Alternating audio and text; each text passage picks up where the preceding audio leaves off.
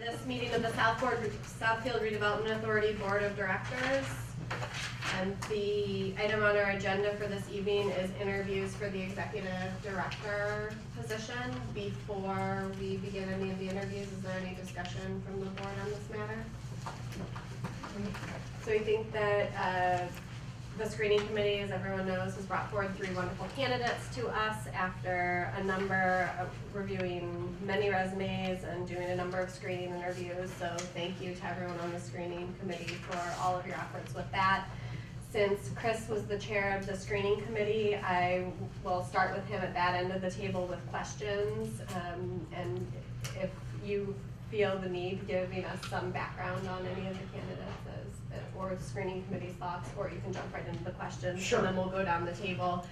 I'd ask that each board member consider asking one of the proposed questions from the Collins Center as we go down, and that no board members try to keep around 1 to 2 questions, but certainly no more than 3. We're trying to move each interview in about 45 minutes to an hour so that we're not keeping anyone here well into the night. So our first, would you like to introduce the candidates? Yeah, definitely. Okay, perfect. So before I do, I just want to, my fellow colleagues that were on the screening committee, thank you very much. We had a great mix of questions and saw a lot of candidates and looked over a lot of resumes, and we're very, very pleased on the 3 candidates that we're bringing forth today. They're all very highly qualified individuals, and definitely this is going to be a very difficult process in choosing and selecting our first post-legislative change executive director, but we're definitely looking forward to the process continuing. I see a couple of screening committee members with Eric and Rachel in the audience today, so thank you very much for your participation. Our pleasure. With that, I'd like to introduce Ryan Leach. Ryan comes to us from Houston, Texas, and he flew in this morning to meet with us. And Ryan, please feel free to bring up a chair. Sure. And get comfortable, and I'll start off with the first question. Okay. So Roy, can you tell us a little bit about yourself? And you had the opportunity today to listen and look around the project, and tell us how your experience and what you've seen and heard this afternoon, how does that qualify you to be our first executive director? Sure. So thank you all, and thank you to the screening committee for taking the time out for not only me, but all of us, and for also flying me out. I do appreciate that. I appreciate being here.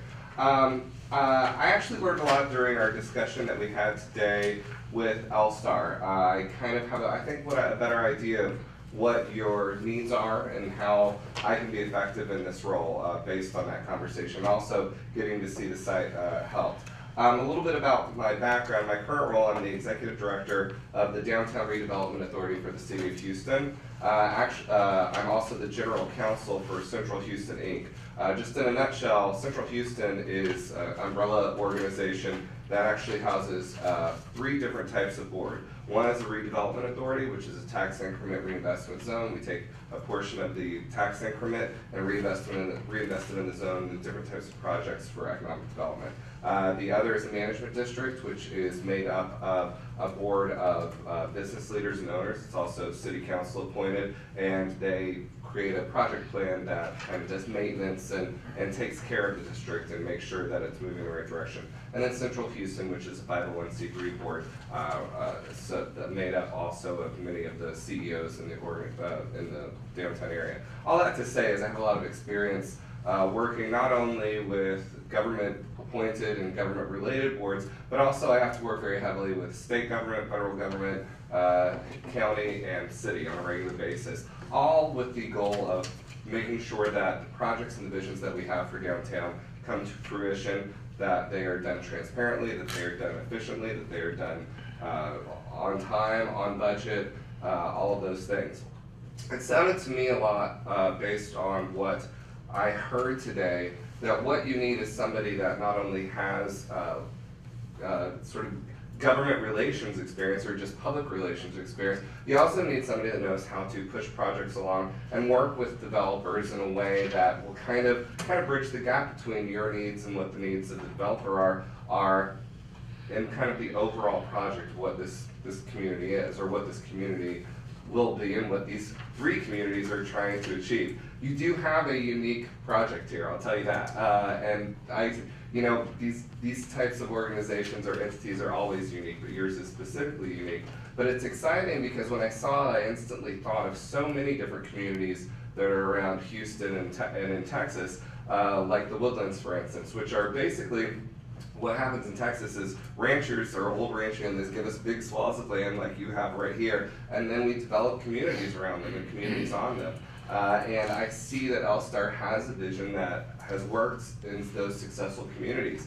And that's exciting to me because it kind of made me feel like, oh, I know what your vision is here. And coming from Texas into Massachusetts area, that is kind of what I was really afraid of. So no, I'm not from Massachusetts, but I know what you're trying to create, which is unique to Massachusetts. So I think that's where I'm able to actually bring something here, and that's what I learned in that meeting, and it's really kind of switched up my frame of thought in a good way, a positive way.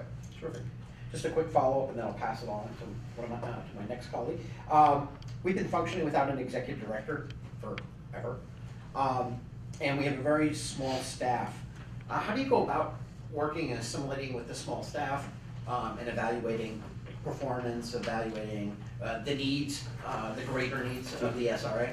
Well, we have a pretty lean staff in the organization that I work with. The DRA specifically, which I'm the executive director of, there's only 2 full-time employees. There's myself and then there's my assistant. And of course, we work with the other entities, the staff from the other entities to get help. So in this instance, it would be consultants. But again, you have a unique situation. So the SRA probably has a small staff, but you also have a partnership with L-Star over there and some very experienced folks over there that you'll be able to kind of work with and off of.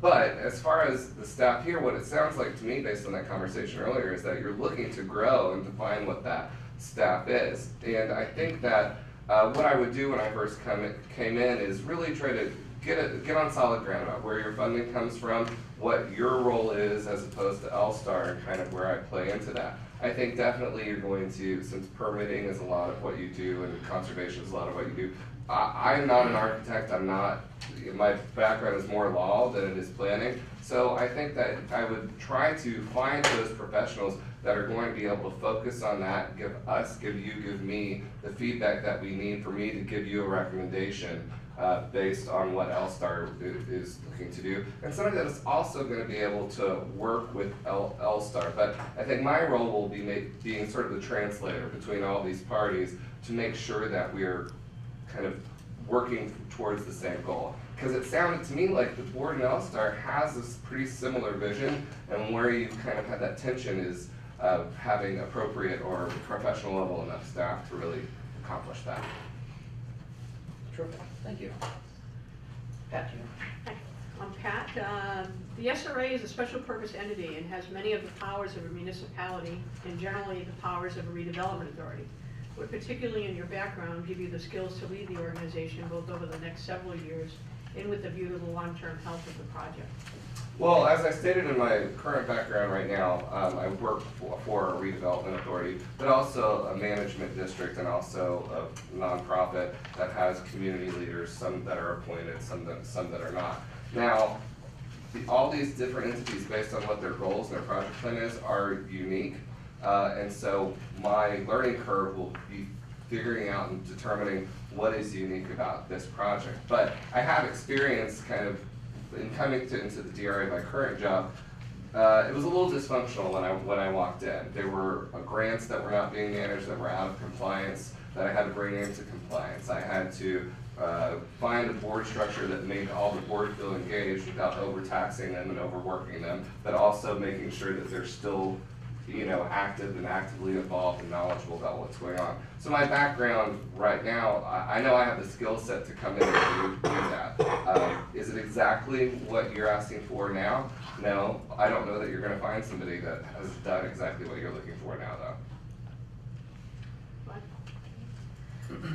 So I think as you're somewhat familiar with from your screening interview, the Southfield Redevelopment Authority has limited revenue sources, and we have, although legislatively, we have somewhat of an unlimited ability to levy taxes here without any restrictions. We have a market limited ability because we want to keep our add-on tax rate around 50 cents.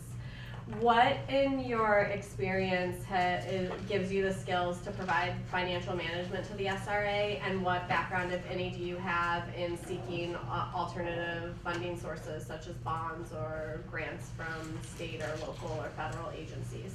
So my job with the DRA right now is to develop and manage, propose, and get approved on an annual basis our budget, which tops over around 20 million annually. It might be larger than that, but anyway, it's a large budget with, you know, at any given moment, about 3 to 4 capital projects that are about 15 million each.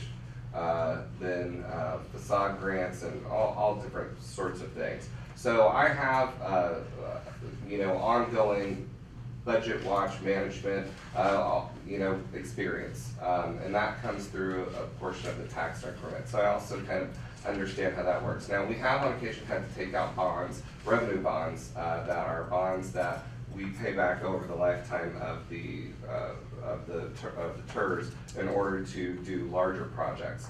In 2015, I had to work with outside counsel to, and also financial institutions to secure those bonds, acquire them, and of course manage them on an ongoing basis, which means paying them out for what they were intended to do, et cetera. So I have experience in that arena. The thing that I think is that I'm still not clear on, and that I guess is a little bit of a concern to me, is how your funding stream works. I understand kind of where the tax revenue, how that plays into it, but All-Star was talking to me about sort of their participation as a backstop for when you're underfunded. And I don't quite know what that means, because my big goal, especially when you're dealing with public dollars, is that you have to be transparent and you have to eliminate any kind of remote appearance of conflict of interest.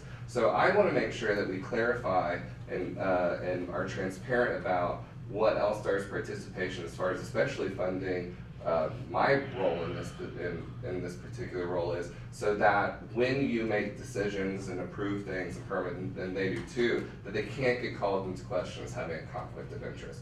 But that would be the thing that I would be kind of be the top of my list if I came in. That's great. So just to answer your question briefly, to give you a little bit of background, the way that the funding was initially set up here, so that there was the ability to fund the development without putting the pressure on the towns, is that there was an entitlement fee structure where All-Star, for every land transaction, paid us back entitlement fees. And that entitlement fee had a cap amount on it that we were rapidly approaching. So we have, under the legislation, the ability to negotiate a DDA between the two parties that governs the relationship between us. And we decided essentially to lift the cap on the entitlement fee and instead come up with a formulaic structure of an annual developer payment that would be paid to the organization each year. And that formula is set, and it's not dependent on any sort of like outcomes, and it doesn't go toward the direct funding of anything. So All-Star doesn't have influence. Like All-Star would not pay a portion of your salary, or other than, to be fair, All-Star is our 95% taxpayer. No, yeah, I get that. They pay 95% of our tax base, so the money comes from But it's the cash All-Star, flow. but it's a cash flow where there's a set negotiated formula based on what happens in any given year for what All-Star's annual developer payment would be, which is akin to the former entitlement fees they were paying, but just gave a formula that would make it a bit more recession-proof to ensure that the project could continue moving forward. So There's that for me. Then. our legislation is quite complicated. Yeah. And I the wrote down DDA is some- quite You complicated. were giving me some statute numbers that I'm gonna Yes, look for up. sure. This guy, if you want to know, he knows the numbers and where you're going. So Yeah, no, talk to it's you. for sure Few important ones. worth reading those, but we had an over a year-long negotiation process with the involvement of many skilled lawyers to get us to the point that we are now. So we do independently make our funding Excellent. Okay. decisions. Well, it's a pleasure to finally meet you. Nice to meet you too. I did mention that I represent the town of Abington when we met. But Ryan, so the executive director will be the first person in this position under the new revised act. What will you do in the first 90 days of your service to establish the position and establish yourself in the position? So what I would do is similar to what I've done in other positions. I've been able to sort of originate positions that have not existed or have been problematic in the past in my last 2 roles. And so what I found is that's been successful is I try to initially meet everyone kind of individually. So that's going to involve the folks at L-Star just to kind of build a rapport, but also get an understanding of what the priorities are and kind of where they are. I think it's important that I also meet with you individually, find out what your background and your experience on this board are. Now, as this board would function, our relationship would function should I get the role, I feel like my primary point of contact will regularly be the chair. But I think when I first come on, I'll make sure to have conversations with you individually so that I know that where you're coming from and I can bring that into it. And also meet with any current staff and get their feelings. So try to get a 360 of the whole environment. What that does is not only does it help me build rapport with you, but it also allows me to get a broader picture about what everyone is bringing to the table as far as the goals for the organization, for the goals for the project are. So that's what I would do immediately. Then I think what I would also do is try to is bone up on past legislation. I mean, I found out tonight that you've had some pretty significant legislative changes, some of which are directly related to this project. So I'd want to understand that history, because I think understanding that history, I'll also start gathering the history of the towns and sort of those relationships and how they work. Because what I think is great is you have 3 different towns that are working together to build this board, and it sounds like a really cooperative thing, but you also are 3 different towns. So I think that I need to get a good idea of how this organization was created and its legislative history, but also the history of this board and where you're all coming from. And I think that'll help me set the agenda for how we're going to move forward, especially as we partner with L-Star to kind of get the project done. And I'll just intervene there for a moment so it doesn't seem as daunting as it may right now. One of our plans once we bring a new executive director on is to have them meet with people like our attorneys who have lived through the different iterations of the legislation to get that background and education from our perspective so that it's not, certainly reading the statutes is something you can sit in your office and do, but we plan to make sure that we provide that education, because I think this is a unique project in any sitting and reading statute in my office alone. Yeah, no, and that's I'm an attorney, a licensed attorney, and so I've been able to really have the benefit of talking with outside counsel and sort of shorthand, kind of getting the down and dirty of how we got from here to here. So it's good to hear, because I don't want to sit in my office reading statutes. Thank you. So, as you briefly touched on, we are 3 towns, and we also work with the developers and sub-developers, but what in your experience currently would help you manage that type of experience with having to coordinate and manage effectively the relationship of 3 towns and the developer, which aren't always Yeah. Well, so with Houston, we have, so my redevelopment authority is funded through 3 independent entities that also appoint board members based on their contribution to the tourism committee. So that's the Houston Independent School District, Harris County, and the City of Houston. And although we're all in the same area, they all have very different interests, and they also are appointed by different people. HISD is appointed by the school trustees, which can range from very progressive to very conservative. You have, our City of Houston people, which are usually more Democrats, and then our county is usually more Republicans. So that political kind of layer also adds into that. So I'm used to dealing with the different entities that have similar interests, but also perhaps competing attitudes or approaches to that. But also as part of my job, I have to work with developers on a regular basis, as well as potential folks that would move in to take advantage of the programs that we offer in the redevelopment authority. So an example that I used today was we are right in the middle of creating an innovation hub in downtown Houston. So that means that the TERS will be contributing a portion of our tax increment to help kind of get this going. So we already have a place, it's called Green Street, that is owned by a developer that we work with on a regular basis. So Green Street was meant to be retail, but it's not really been successful as that. So we're sort of reimagining it as being the place where this innovation hub will be. So we also have a startup that really wants to go there. We also have the city of Houston. So Midway is saying, we need money in order to get the startup going. The city of Houston is saying, we'll give you money, but you need to give some money too. And then the startup's saying, well, I don't have enough money to do anything, but I really want to be there. And so we're trying to, what we've been doing over the last few months, we're kind of getting to the point where we're going to be successful, hopefully. That's why I have to get back tomorrow. Is finding the balance between that developer, that startup, and the city of Houston. Because the city wants to contribute, but they want to contribute thoughtfully. But we know that means that the developer is going to have to come to the table, and that means that the startup is going to have to come to the table a little bit. And it's managing all those competing interests in order to get ultimately the innovation hub started. And you know that it could explode at any minute. So it's always a balancing act. And that's just one project of many. There's always going to have that. You're always going to have that going on. And as part of grant management, that have developers that are been awarded our grants, it's my job to make sure that they're always compliant with how they're kind of managing and moving the project along. So, you know, sometimes it's a carrot, sometimes it's a whip, but you make it happen. I think it's a stick, not a whip. It's a stick. Whatever works. It's a whip in Texas. Well, you answered my second question too in regards to, you touched base on navigating the politics and looking at the stakeholders who are involved, so I'm not gonna bore you and ask you the same thing, would be kind of redundant, so I appreciate your answer. Sure. I'm gonna deviate from the script a little bit, 1,000 apologies to the board. Yes, just so long as you remember your question and ask it to the other two candidates as well. That would be a problem.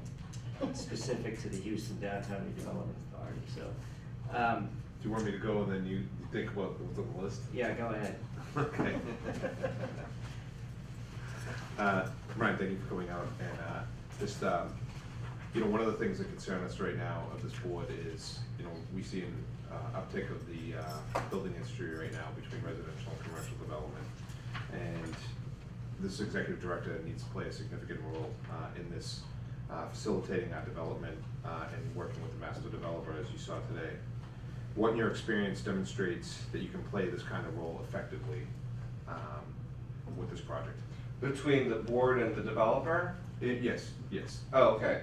Well, I think that in my experience, so you have a unique situation because the developer is such a large and active participant in this process, and you're functioning as you had stated earlier as permitting and conservation and really the interests of the town, and so it puts you in a unique position because there are going to be times when the interests of this board may clash with what the developer's interests are. Now, what I heard that was positive during today is that it sounds like for the most part we all have the same vision. We want a successful community here. We want it to have a lot of people love retail, a lot of excitement. We want that to be successful. So I think what that means is that a lot of what that means is that I have to have a good relationship with them, but I have to show up. I have to be constantly coming to the table and joining them at the table and making sure that I'm sharing with them what your difference of opinion is, and also trying to find that compromise where they can move a little bit more here and you'll move a little bit more here. I think somebody once said that you can tell a great compromise if everyone walks away unhappy. And I said that in my initial interview, but that's really what it is. It's saying it's making sure that that those interests play out, because developers are great, but I think you have to be cautiously optimistic about the vision of the developer. And I think what you have that the developer may not have in spades is these communities that you represent. My job is to go and be your representative to make sure that the developer understands that fully. The good news is it sounds like they have a good idea. but my job is gonna just be make sure that those Ts are crossed and those Is are dotted. Thank you. So I'm going to go over a few more.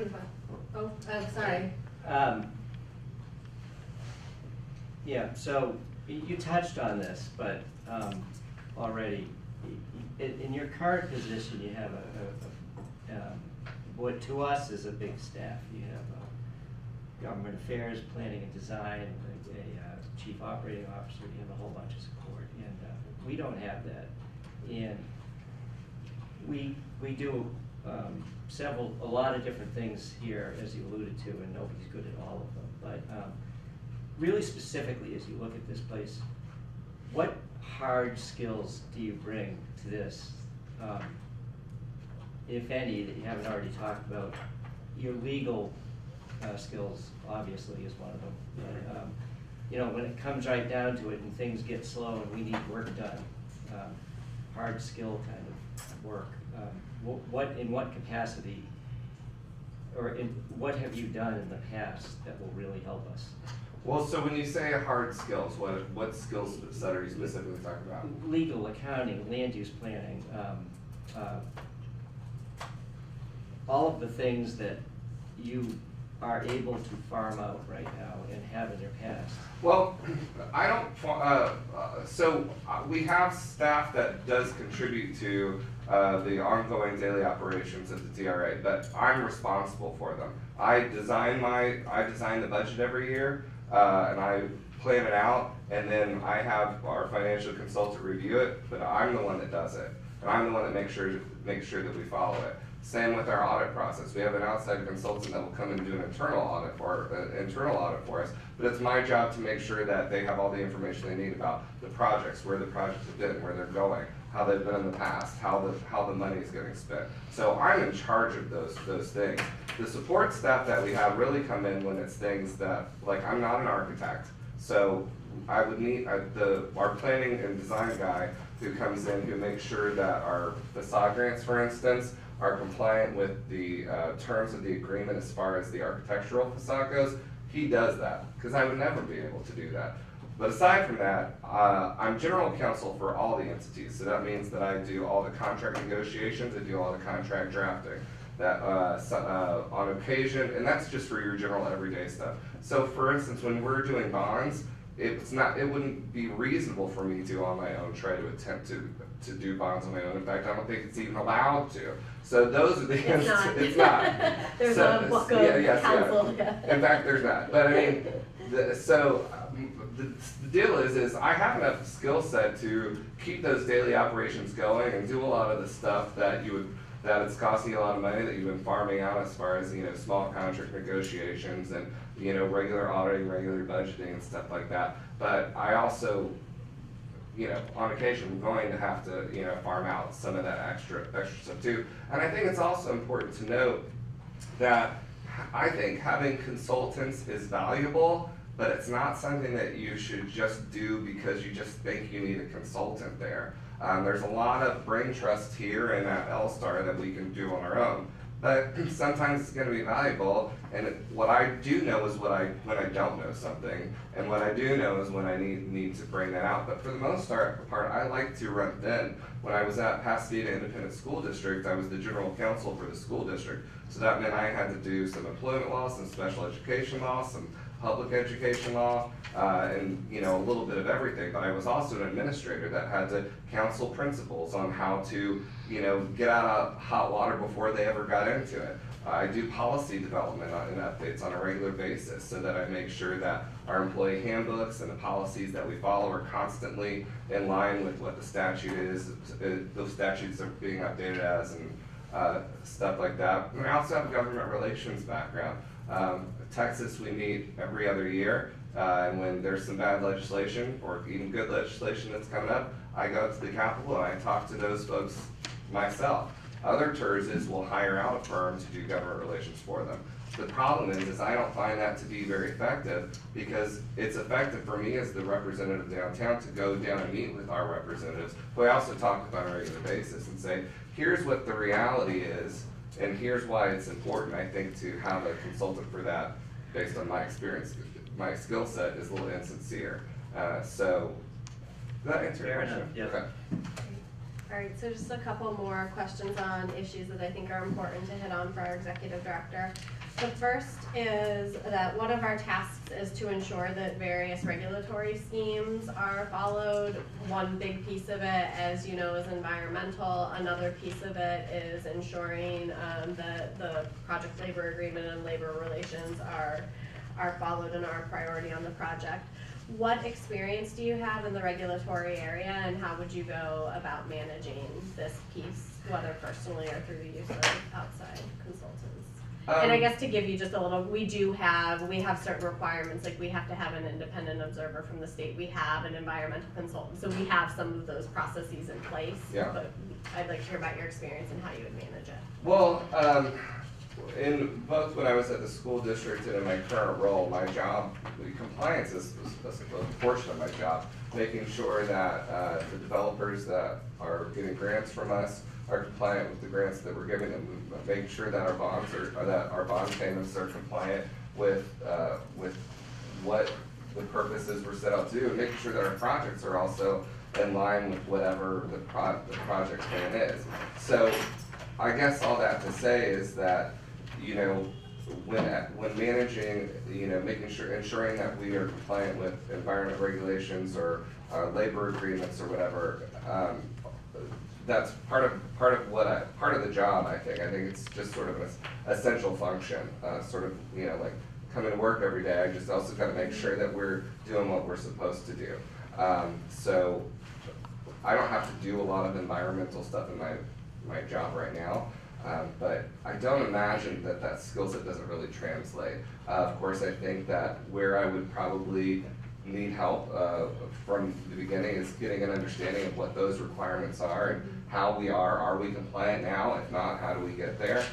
So I think that will be the learning curve. But I imagine that over time, that gets easier, because what I would try to do is, if we're at a place of poor health, get us healthy and then keep us healthy. And then once you do that, it's just daily maintenance, if you're lucky. Yes. What about your current position makes you excited about going to work each day, and what excites you about the potential of moving over to this opportunity? So I was actually talking about this at dinner. So when I started my position, I would look out my office window, and at first there was an old building that had been abandoned since the 60s. It had like a tree growing out of the roof, and it was just gross. And also to the right of that, you would see all these empty lots, because buildings were demolished back in the 80s when the oil bust happened, and those had just been turned into surface lots. Now, 4 or 5 years later, that building that I would look out that had the gross tree, well, that's been developed into a brand new hotel, and there's a bar on top of that roof. And now I see people out there, and I get to go walk into that and go, oh, I mean, that's the great thing about this type of work that you're doing, is that in a couple of years, you're gonna start seeing things, and you're gonna think back to this, and you're not even gonna remember that it looked like a bunch of, you know, fields with some houses in the middle. You're gonna see this community developing. And that's the exciting thing about redevelopment authorities and the work that you do, is that you do see that progress, because when I see those empty lots now, there's a school on one of them, there's a high-rise multifamily on the other, there's that street light that we were working for. So that's the exciting thing that you get to see in this job that you don't always get to see in every other job, is that things are getting built. Now, will they get built to the exact vision that you saw on that beautiful screen that Elster happened? Well, hopefully, but maybe not. But, you know, it's also kind of rolling with the punches and understanding when things change, and giving a little and taking a little and stuff like that. But that's the exciting part, is you get to see that difference. And I think you said you lived here. I do. I mean, I'm sure, I don't know how long you've lived here, but I'm sure there's some progress that you've seen over time. My neighborhood. We were one of the first houses. Yeah, It's cool. so it is neat. In my neighborhood, when I moved in there, it was an old neighborhood, an old historic neighborhood, and when I moved in, there were like packs of dogs roaming the street, and like I couldn't walk to the store without like getting attacked. And now there's like families there. I'm excited about that. So it's like similar like that. Are there any other board members who have questions? All right, so Tony, do you have any? I'm good. I apologize for late. That's all right. Well, I I'm think on that. the Braintree Electric Light Board and the union negotiations today went over. No problem. We understand. All right. So Ryan, we've hit you with a lot of questions tonight in a very limited time frame. So before you leave, it's only fair if I ask if you have any questions for us. And then the final thing that I'll ask you just to preview it, and this will be potentially useful also for Tony, since he joined us a little late, if you want to make any closing statement about sort of your vision for the job, your interest in the job, and your qualifications, just to capsulize it for us. Well, I actually did have a lot of questions coming in, but because I was able to sort of meet with L-Star and then also talk with many of y'all before this, a lot of those questions were answered, and you actually kind of clarified what was really my point that I was hanging on, which was sort of how that funding, kind of that cash flow stream, how that all works. So to that extent, I know that it's good behavior to have a lot of questions, but I kind of got all those questions answered. No, we beforehand. understand So I hope that that's okay. But you know, when I walked in this afternoon, I was concerned about what I would be able to bring to the table coming from Texas, because I hadn't seen the site, I hadn't met L-Star, I hadn't kind of seen the vision. But what I'm leaving with now, after kind of spending the evening and the afternoon with everyone, is I see now where I can fit in and bring something to the table. Because the community you're trying to develop, I grew up in a community like that, and I've seen those community develop. So I think that I see the vision that you're going for. And I also know, based on my own experience in coming into places brand new and kind of creating or bringing healthy something maybe it wasn't always functioning the right way. I think that I know that I'll be able to do that for you. And I really appreciate you flying me out here and spending this time with me, because it's a long time and y'all have a couple more hours longer than I do. It really helped kind of clarify for me what the vision is here. And the good news for me is I think that I can help bring that vision to life. And I think that I can be a good advocate for the board and a good executive director and servant to the board in the way that I think you've been wanting for a while. So, you know, I hope that you give me the opportunity to do that. Thank you so much, Ryan, and we wish you safe travels on the way back. Thank you very much, Ryan. Thank you so much. And you have my cell phone number if you Yes, have any questions. well, and text me I'll give you Safe suggestions travels. about Houston when Great, you're thank you. there for work. Thank See you later. Thank you, Ryan. Thanks.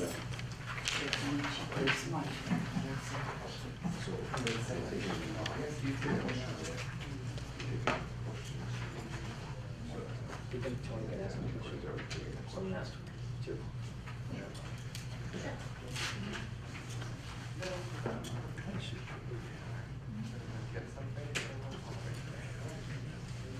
I'd ask the next candidate to be here at 6:45, so if anyone needs a restroom or water break or anything, we can take a brief 5 minute So recess. it's an identical, in essence, an identical question in a public reality.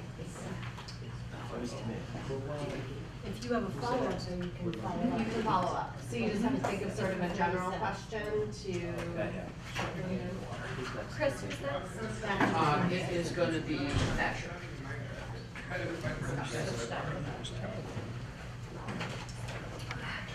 Oh. This is important, I'm learning here. Yes. Bye-bye. Bye, thank you, Ryan.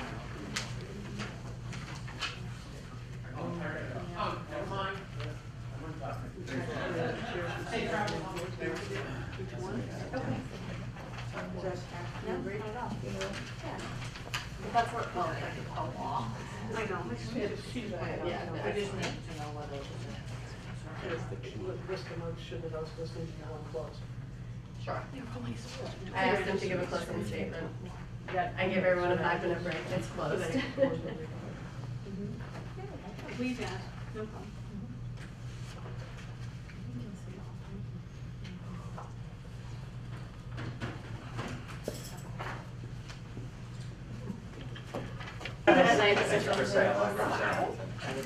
Hello again, Thatcher.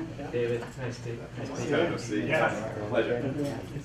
Now, the break is over and we are reconvening for the interview of Thatcher Keyser. And Thatcher, this evening we're going to start with Chris, who was the lead in the screening committee, as you know from meeting with us previously. Yes. And we'll go down and ask you questions, give you an opportunity to ask any questions of us, or if anything burning comes up in the course of the interview, feel free to ask.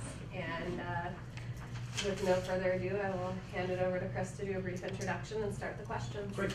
Thanks again for coming. Thanks for spending the afternoon with us, and I hope that was interesting and resourceful, and what you learned over the course of the last few hours will play into the questions that you're going to be hearing today, or tonight rather.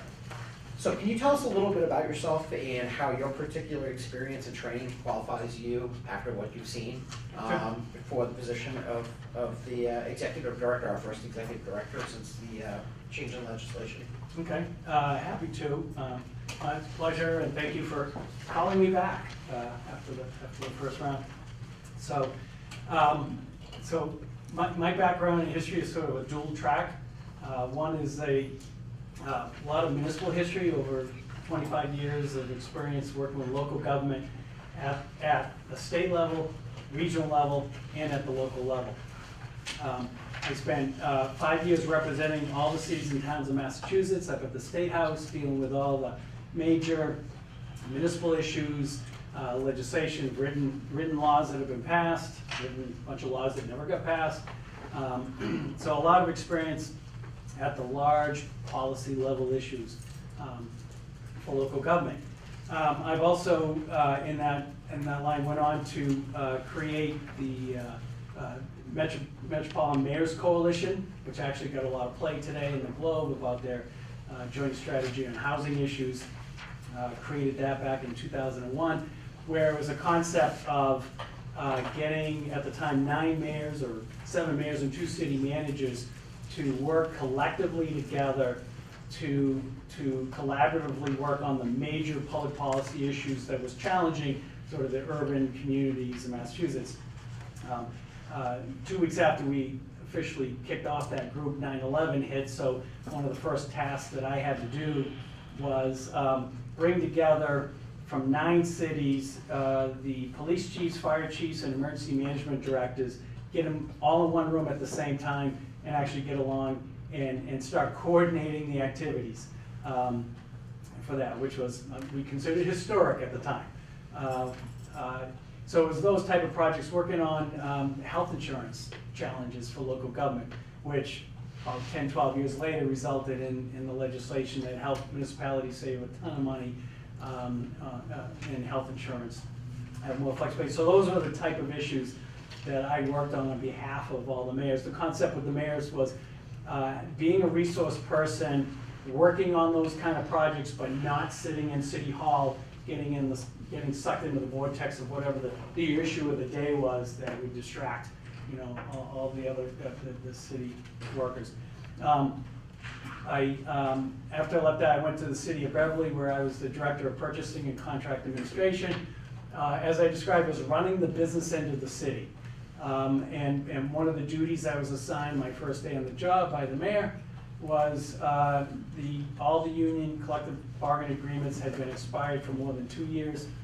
It was a very contentious environment, take over negotiating all those. So I negotiated all the city contracts and actually went over and settled all the teacher contracts on the school side, which was an invaluable experience. A year and a half of that, I got elected as mayor of Amesbury. I was new to Amesbury. I was not really involved in anything in Amesbury. I sort of fell out of the sky. It was an opportunity, an open seat, ran for it and got it, which was a great opportunity to be in that CEO role in a small city.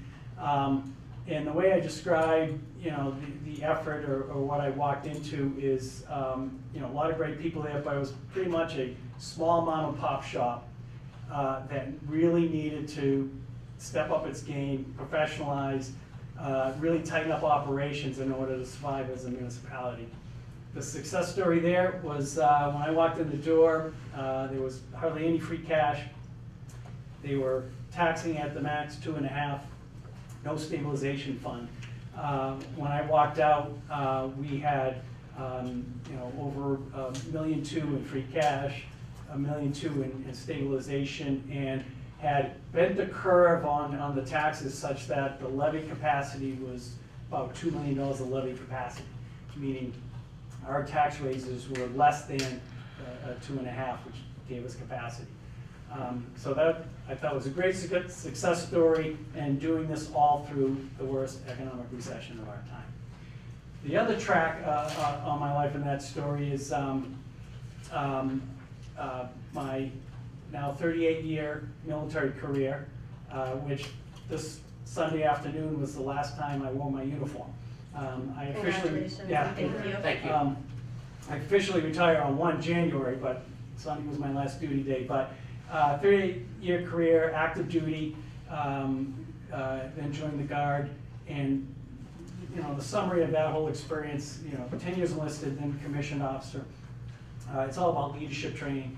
It's about being able to drop into any situation, figure it out, understand it, and operate in that environment and make it successful. I mean, that's basic leadership training in the military. So after 38 years, the whole time I was mayor of Amesbury, I tell people I absolutely, totally relied on my military experience to do the job as mayor. It took every ounce of experience and knowledge to be successful as mayor. But it was because of the training and the discipline and the temperament that you gain from the military experience. So that's me in a nutshell, and I think all of which very relevant to the task here. Perfect. One other question that I have before passing it on to Pat. We've been functioning without an executive director, as you know, and you've heard throughout the afternoon and evening. How do you go about evaluating the staff that we have and assimilating into the program, understanding what they do, how they do it, and what direction do you head from that point on? Well, walking into a situation, taking input from folks as to how well things are functioning, how well the staff are organized, whether are you overstaffed, understaffed, all of that, but not necessarily making any decisions until I've had the opportunity to interact, sort of get absorbed into the organization, and get a good handle of what's really going on. I did the same approach when I took over as mayor of Amesbury, and my first big staff meeting was, for the first 3 months, I said, I am the only change here. I want everybody to just keep doing what you're doing the way you are doing, and I'm just gonna watch, learn, understand, and then at some point, when I think I have a sufficient handle, then I'll start implementing changes that I think are necessary. So it's big on, it's based on facts, it's based on my direct input to assess what needs to be done. What I tried to avoid, and this happened in Amesbury, where people would come to me with their opinion of how other persons were doing. And what I found out is the person who I was briefed that was not doing a good job were actually the ones who were just quietly over getting the work done, and the ones who were raving about was because, well, they go around, they put on a good show, but they're not really doing any work, And so I'm simplifying the whole situation, but the whole idea is absorbing, understanding, and then making decisions on what are the necessities based on what I directly see. Great, thank you.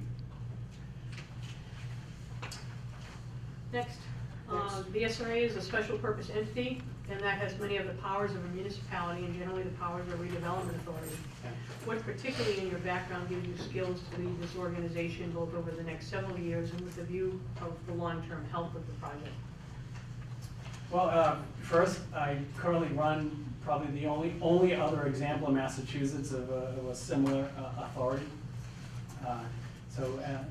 Working for Mass Development, running Devon's, which has gone through a very similar history of this location. So that's 2.5 years of insight into understanding that. The situation at Devon's is very similar here in regard to It's an authority, it's an entity that's operating on top of the footprint of other communities, and that it creates a special relationship and interdependence between the authority and the surrounding communities. So what I worked really hard at Devon's, which I would do here, is to make sure that it's a good working relationship between the authority and the surrounding communities. And a good working relationship means that the interactions are beneficial for both parties, both ends, that there's, win-win situations, and that what I had to do in Devon's to really build the relationships is create at least an understanding and then actually execute that as Devon's grew and had the benefits of having a focused redevelopment effort, that the benefits of that also spill over into the surrounding communities, so that it's not all Devon's that wins. And by doing so, having those relationships with the surrounding communities, that there are things that we rely on those surrounding communities for, and the payback comes back. So it's got to be a two-way relationship, and that's fairly unique in the situation here, as it is out in Devon's, of having that authority sitting on the footprint of multiple communities. So, as you're familiar with, the Southfield Redevelopment Authority has limited revenue resources. Although we're not bound by Prop 2.5, we have sort of a marketability issue for the property of not wanting to increase our tax rate, which is in addition to the tax rate of the surrounding communities, much above 50 cents. What in your experience gives you the skills to provide financial management and prudent financial management of the SRA? And could you also describe what experience you have in obtaining and managing operational grants or bonds for the institutions that you've worked for in the past? Yeah. Well, the first concept to work on is when you're using your own dollars, as much as possible, use them to leverage external dollars to come in. To do things in a certain way that triggers other revenue sources. So in Amesbury, the challenge there was we were at the max 2.5, so there was no opportunity to grow that. So it had to be a case of maximizing other revenue sources, and that would be, again, if there are grants to apply for. To get grants, you've got to have agreements in place. If you're part of the community compact or Mass Works grants, you have to have some skin in the game in order to be eligible. So you do all the right things to be eligible for those type of programs. But I think the opportunity here, and municipalities as well, economically, this is a growth period. There's a lot of development, there's transactions that are happening relative to economic development growth. And so infrastructure improvements, community benefits like parks and trails and programs, you wrap them into the projects that are being developed, so that really the action of the development is helping to pay for those amenities that are for the public good. That's the opportunity, that's the transaction. You don't overload the development projects with so many that they cannot, they can't develop, they won't grow, or they will be discouraged and go elsewhere. So it's very much a balance point. So it's an art of negotiating the right balance for amenities. It is a science of identifying and knowing a lot of state eligible programs and grant programs in order to maximize those dollars. Thank you. I believe you touched on this a little bit in one of your prior answers, but the executive director will be the first person in this position under the Revised Act. What will you do in the first 90 days of your service to establish the position and establish yourself in the position? Step one is to listen. And go through a process of getting out and having an opportunity to interact with as many people, as many stakeholders as possible, both within the authority, around in the communities. I mean, the easy answer is reaching out to all the public officials in the 3 surrounding communities, having opportunities with the residents here, with the developer, with potential developers or developments. But it's really a listening tour in order to develop basically an entry plan to be able to identify and lay out and say, here's the picture that I'm getting based on what I'm hearing from all the stakeholders around. And it's almost an independent assessment of, here's what I think the picture is of what we have, and here's what I think is the plan going forward, and then reconcile that with the existing plans and the board's vision and ideas, and then have that conversation of reconciling those. Coming in as a new person, no baggage, no history, it's a fresh start with everybody. It's the optimum time to be able to sit down with anybody and everybody and say, tell me your story, tell me your experience, tell me what you see you want, tell me what you would like to avoid, and not have, again, any baggage or history as to whatever happened in the past. And that's the best time to collect all that information, synthesize it, and lay it out there on the table. Thank you. So that's as you know, there's several constituencies in here, the people that live here, the future residents, Yeah. Weymouth, Abington, Rockland, the developer, the sub-developers. What can you tell us, in your experience, specifically gives you the ability to manage all of those effective relationships? One, currently doing that now. And I've told the story before about, when I walked in the door at Devon's and the relationship with the surrounding communities, and being able to turn that around to a very cooperative working relationship. Working with the residents, there's not nearly as many residents at Devon's, but there's about 400 residents at Devon's. And really being available and listening and interacting with them. There's a lot of commercial and industrial growth. The residents feel like they're the minority party in the relationship, but re-emphasizing that they're not. I mean, of all the people that come and go at Devon's, they have probably the biggest investment ratio-wise, that they own a home. And the value of that home is their biggest investment, most likely. And so I recognize that fact. And so whether they're just one segment of the community, they are listened to as equally as the biggest corporations. So, and you got to work with the biggest companies and others too, and meet the needs.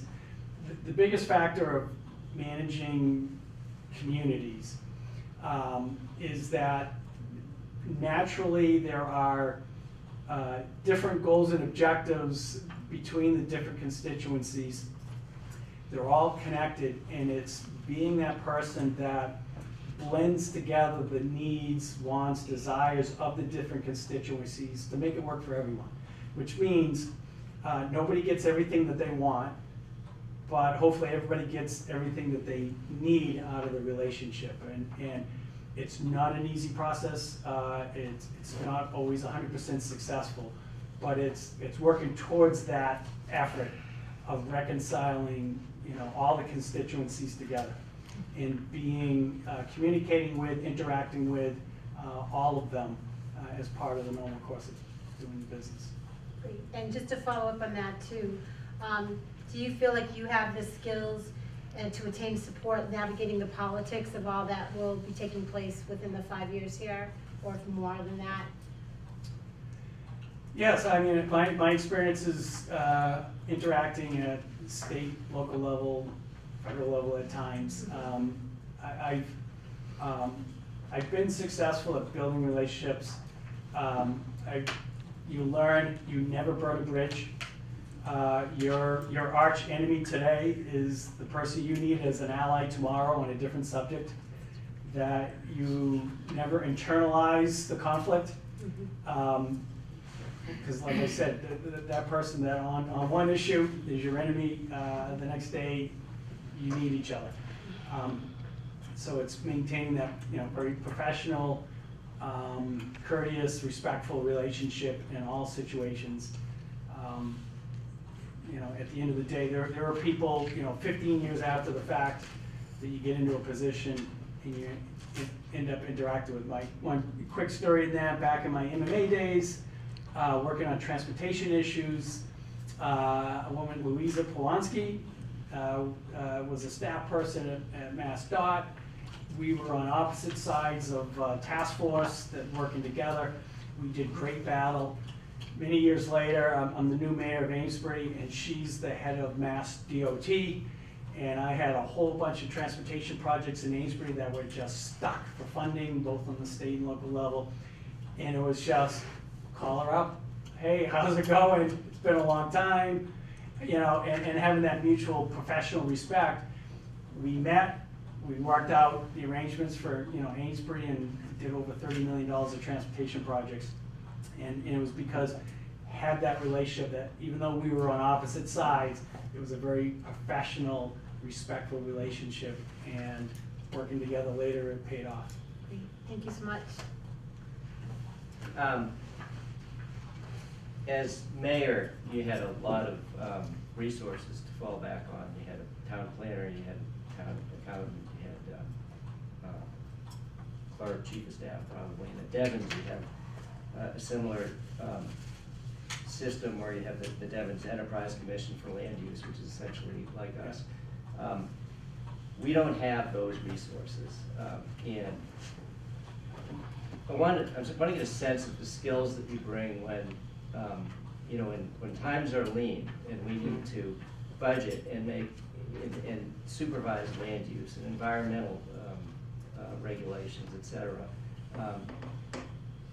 What specific skills do you have in those arenas that you can fall back on, maybe without the support that you're accustomed to? Well, it's funny, despite all the support in Amesbury or Devon's, during that time, we never had enough. And that's probably true of many municipalities. You have those people, you have positions, but the ebb and flow of the workload during times would exceed the capacity. So part of the effort is one, sorting out, prioritizing and sorting the workload so that you're focused on what limited resources you have are focused on the right issues that you're dealing with. I mean, the same thing in the military realm. You prioritize and you make conscious decisions about this is what we can work on, this is what we don't have the capacity.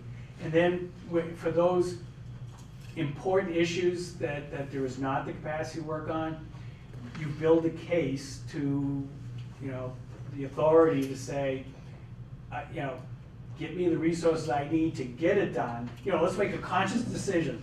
Either let's find the resources to apply to get it done, or let's choose to put that aside because we're not going to get it done.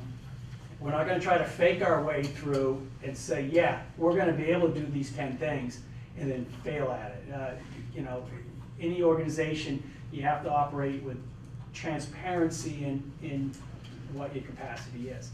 Some of the other efforts too is to bring in resources timely and when you need them, be it on a contract basis, or what I have done, we're doing in Devon's, did a lot in Amesbury,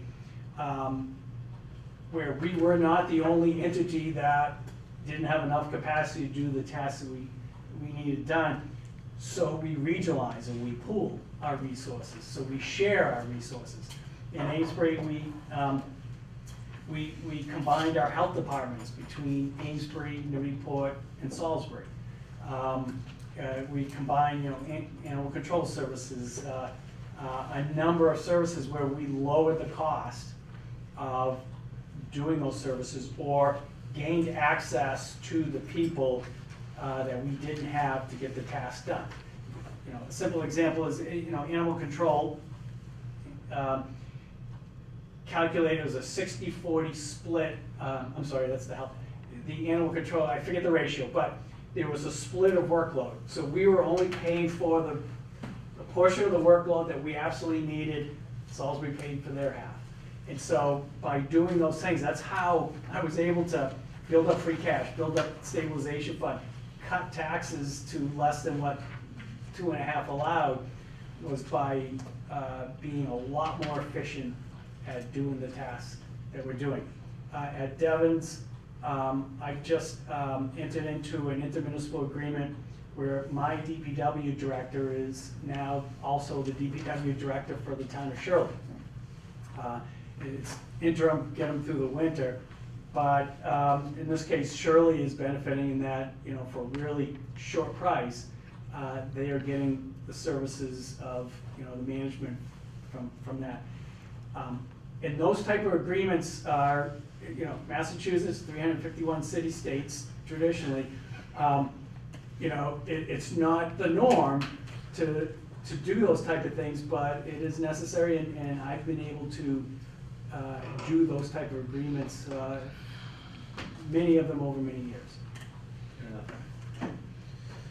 One of the principal concerns of the SRA is capturing the development in this. We see an uptick right now of development, commercial and residential. And in the context, this new executive director position is expected to play a very significant role in this, as you heard probably through the day and probably with the screening committee, to make sure we facilitate the appropriate development, keeping in mind the 3 communities, the project moving it forward, and working collaboratively with the master developer. What, in your experience, demonstrates that you can play this kind of role effectively with the master developer? It's, one, having the experience of working with developers, and helping them to get the right projects done. You know, one, being in the role is having a clear understanding of what the community and what the board wants done for development, and making sure that that's communicated clearly to any potential developer. One, in the interest of the developer, you don't want to lead them down a path, and at some point down the road say, that's not what we want, you're denied. You want to be very upfront and have a clear path. Private developers, time is money.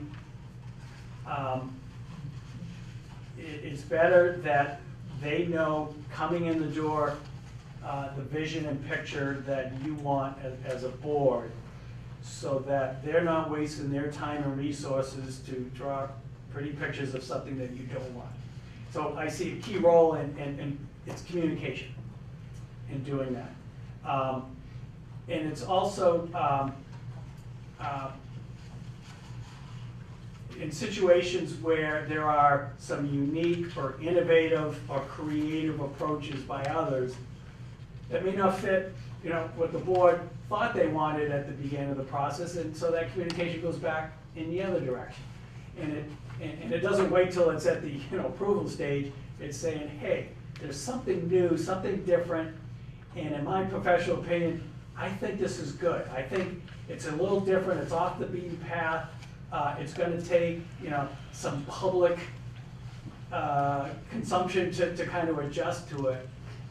But let's give it a look and a go. So it's a two-way street to make something like this, something unique, and you know, as this is to happen. So I've always played that role. One of the things I've said to a lot of developers, you know, in Amesbury, you know, when you have to come in a typical municipality and you have to make it through like 8 different boards to get a permit, which, you know, you go through the hoops of, you know, some board doesn't have a quorum, they get delayed, it throws your planning board schedule off, you know, all that navigate.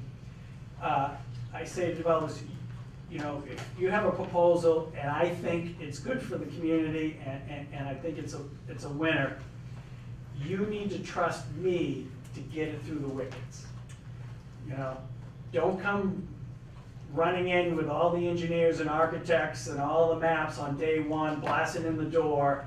I will guide you. I will let you know when it's ready, because part of part of getting things approved is, and you know, this is the board that I'm talking to, is not surprising you and giving you ample time to be able to see and hear and understand and be ready for what's coming, you know, and being prepared. So I see that, you know, as a key role. So it's not big presentation, big public presentation, bang, and everybody's freaking out because, you know, it's something that's just not a fit.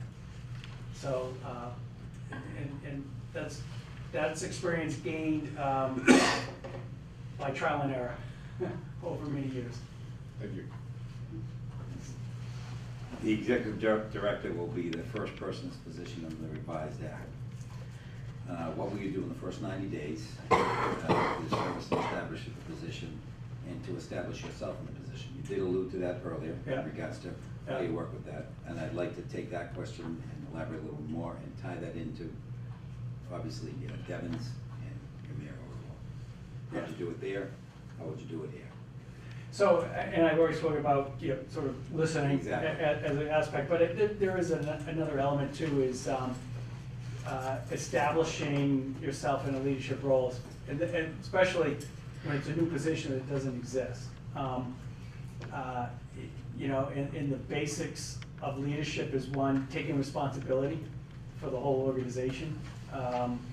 It's, you know, I learned in the Academy of Military Science, which is the commissioning program for the Air National Guard, they intentionally put you in a situation where they instantly give you more assignments than is physically possible to accomplish, and that they force you to have to prioritize those things you're going to get done, and have you take responsibility for the things that you couldn't get done, even though it was designed for failure anyways.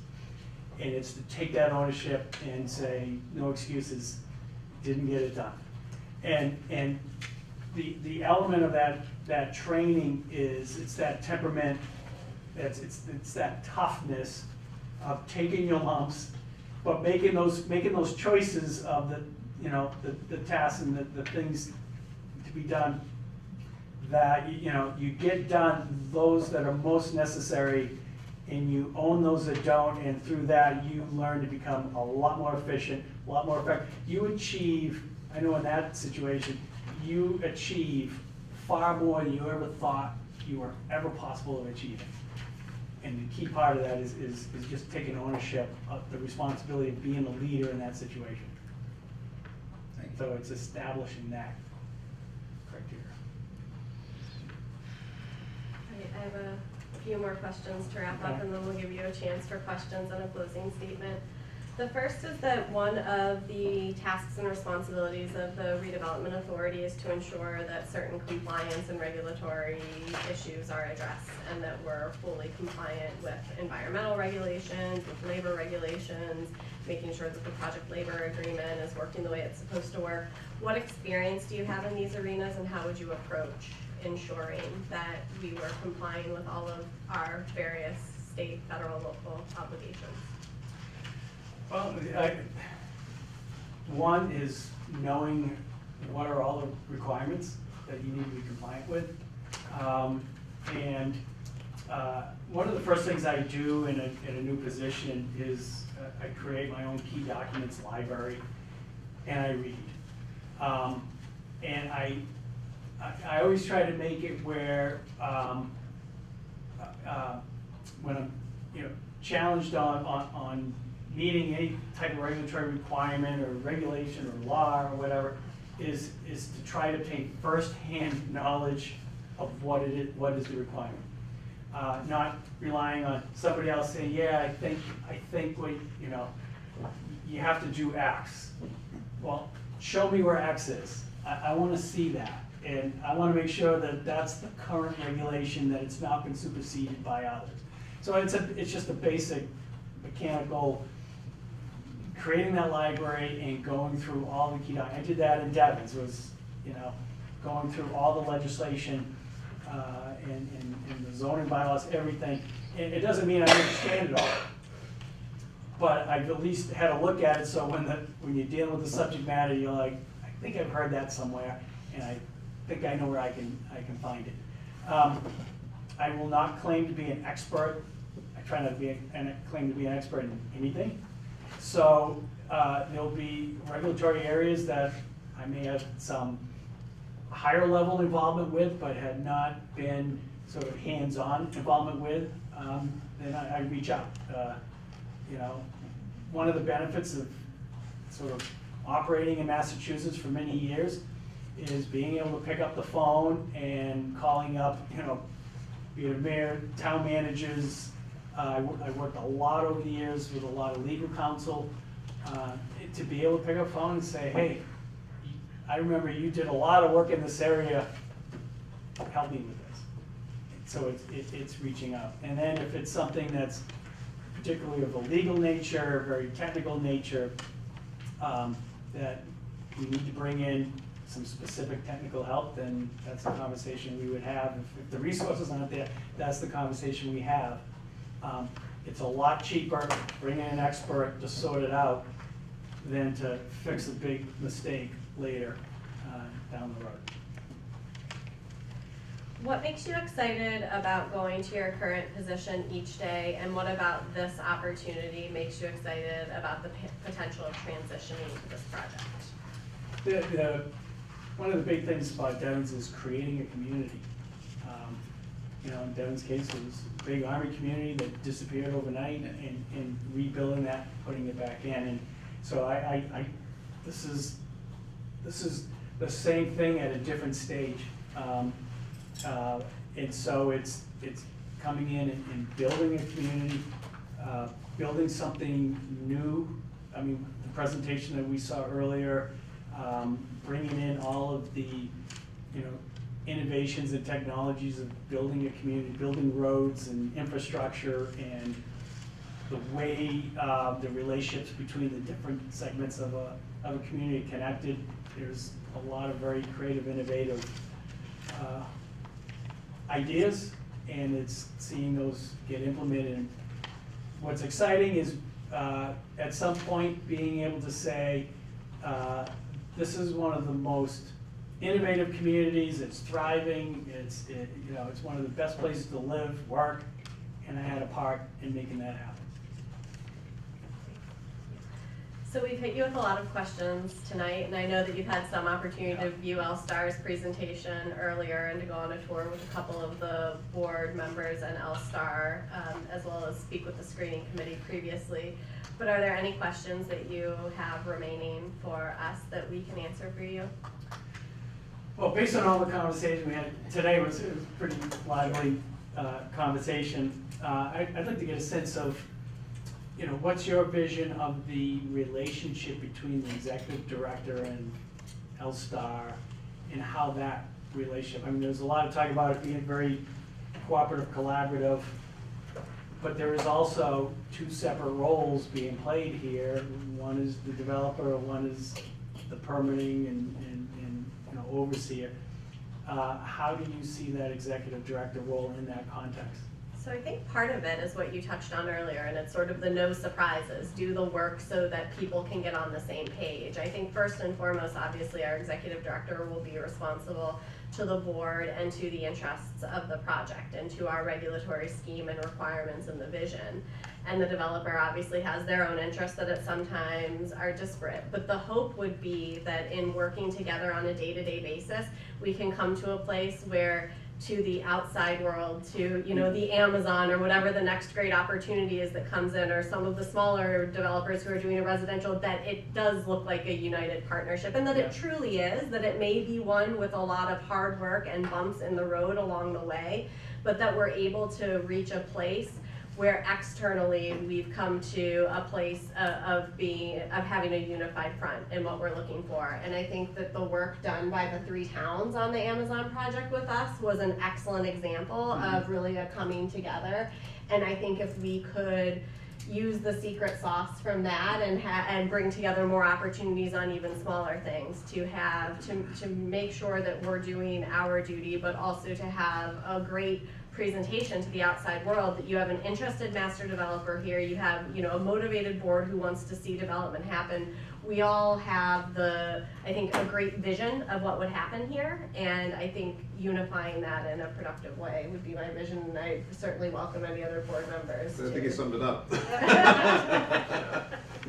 Ease of development, but yet adherence to the principles and what we're looking to do here, and integrity to the areas and what they want. But we definitely want the impression that we are here, open for business, ready to work, and organized to a point where we can facilitate that quickly, but properly. And you have the supports of the towns. I mean, I think touching on the Amazon piece really showed how vested they all are. And really kind of the cool thing is we're all part of making a piece of history now for the South Shore, so that's really a lot of fun too in that respect. But I think we all came together and worked really well for that particular piece, so we can do it. So that's a good thing. I think one thing we've seen in this board is things have been very reactive since the change of legislation, and we want to start to move towards a proactive approach and see how we can get outside the box and support this board, but support this project overall. But with a leader on site, 24/7, if you will. Yeah. We need that physical Actually, presence. physically 24/7. We need that physical. Okay. We have a great night, a nice place down the street. You didn't put that on the list. Oh, you know, it slipped our mind. But we really need that physical Yeah. presence here Yeah. during business hours to be our eyes, ears, Yeah. communicate, have that ebbs and flows with the developer, any potential Yeah. people coming in, and with staff, quite frankly. So what would be the metric you would measure the executive director on 1 year out, 3 years out? What are the metrics? I think we'd have to come up with a list of goals and objectives first. You know, I think it's always been the policy direction of this board to help the master developer without drifting out of our lane, so to speak. And I think we could, as soon as the director is hired, I think this board should come up with a list of goals and objectives with a timeline tied to it. With the executive director as well. I was gonna Yeah, say, exactly. yeah, Sure. by And executive that- director. there has And to I be a think there'll be collaborative both front. internal and external, goals to do. Part of it will just be getting our organizational structures and processes in place, and we'll have goals to that. And part of it will be, relationship management with the towns and making sure that everyone has a voice and feels included, and that'll be another bucket. And then the relationship with the master developer and with other external sub-developers will be another bucket where we'll come up with goals and objectives.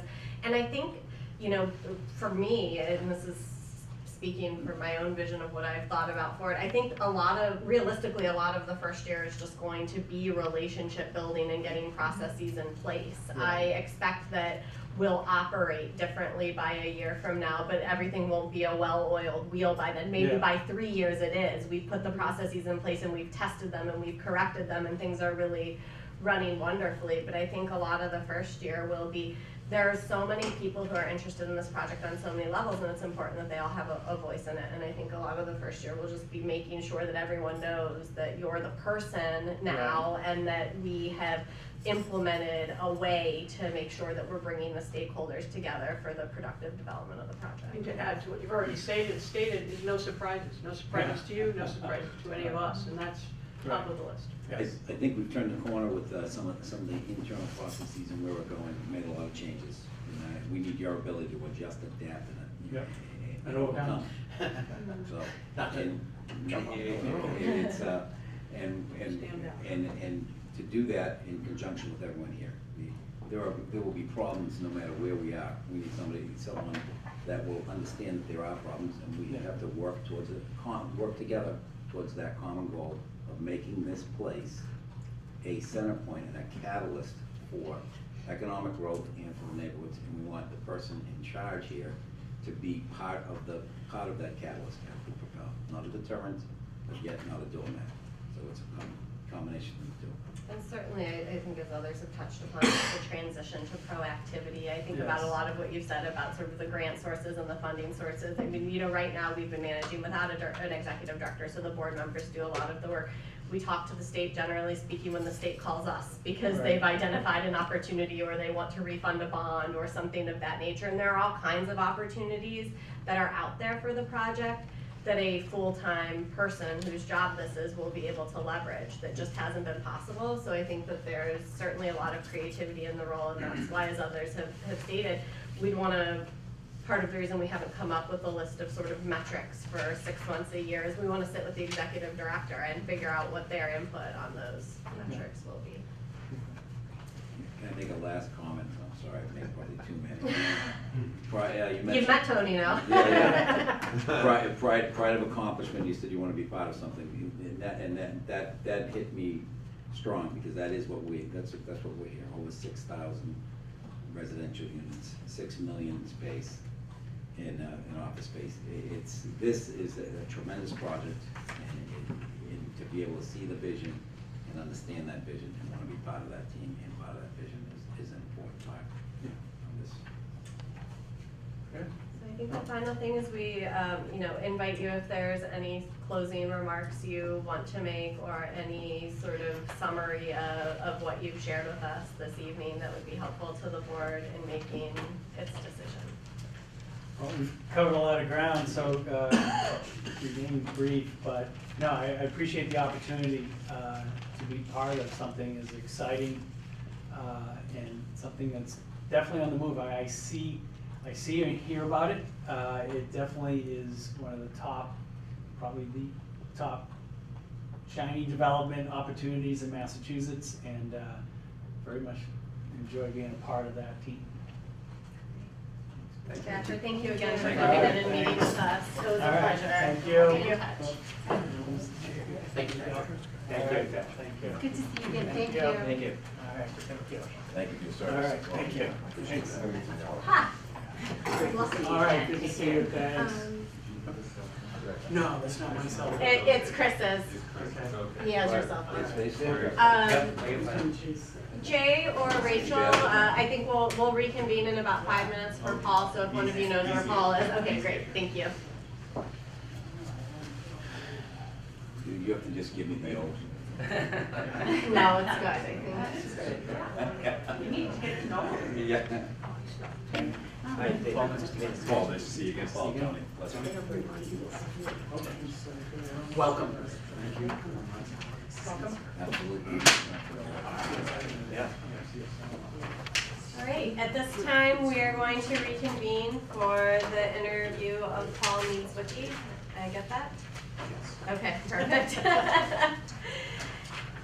Paul, thank you for joining us this evening. I know that you've met some of the members of the board before on the screening committee, and a couple that went on the tour with you and All-Star today, so thank you for taking that time. As you know, Chris was chair of the screening committee, so he's going to kick off the interview with some questions, and then we're going to go down and give each board member the opportunity to ask you the questions that have been asked to the other candidates this Great. evening.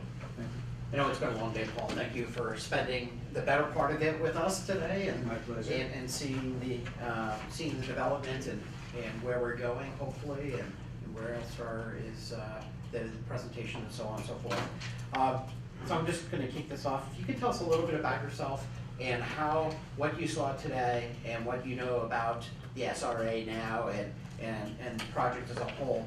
How does your training and experience kind of fit the bill as our first executive director since the new legislation has come into effect? Sure.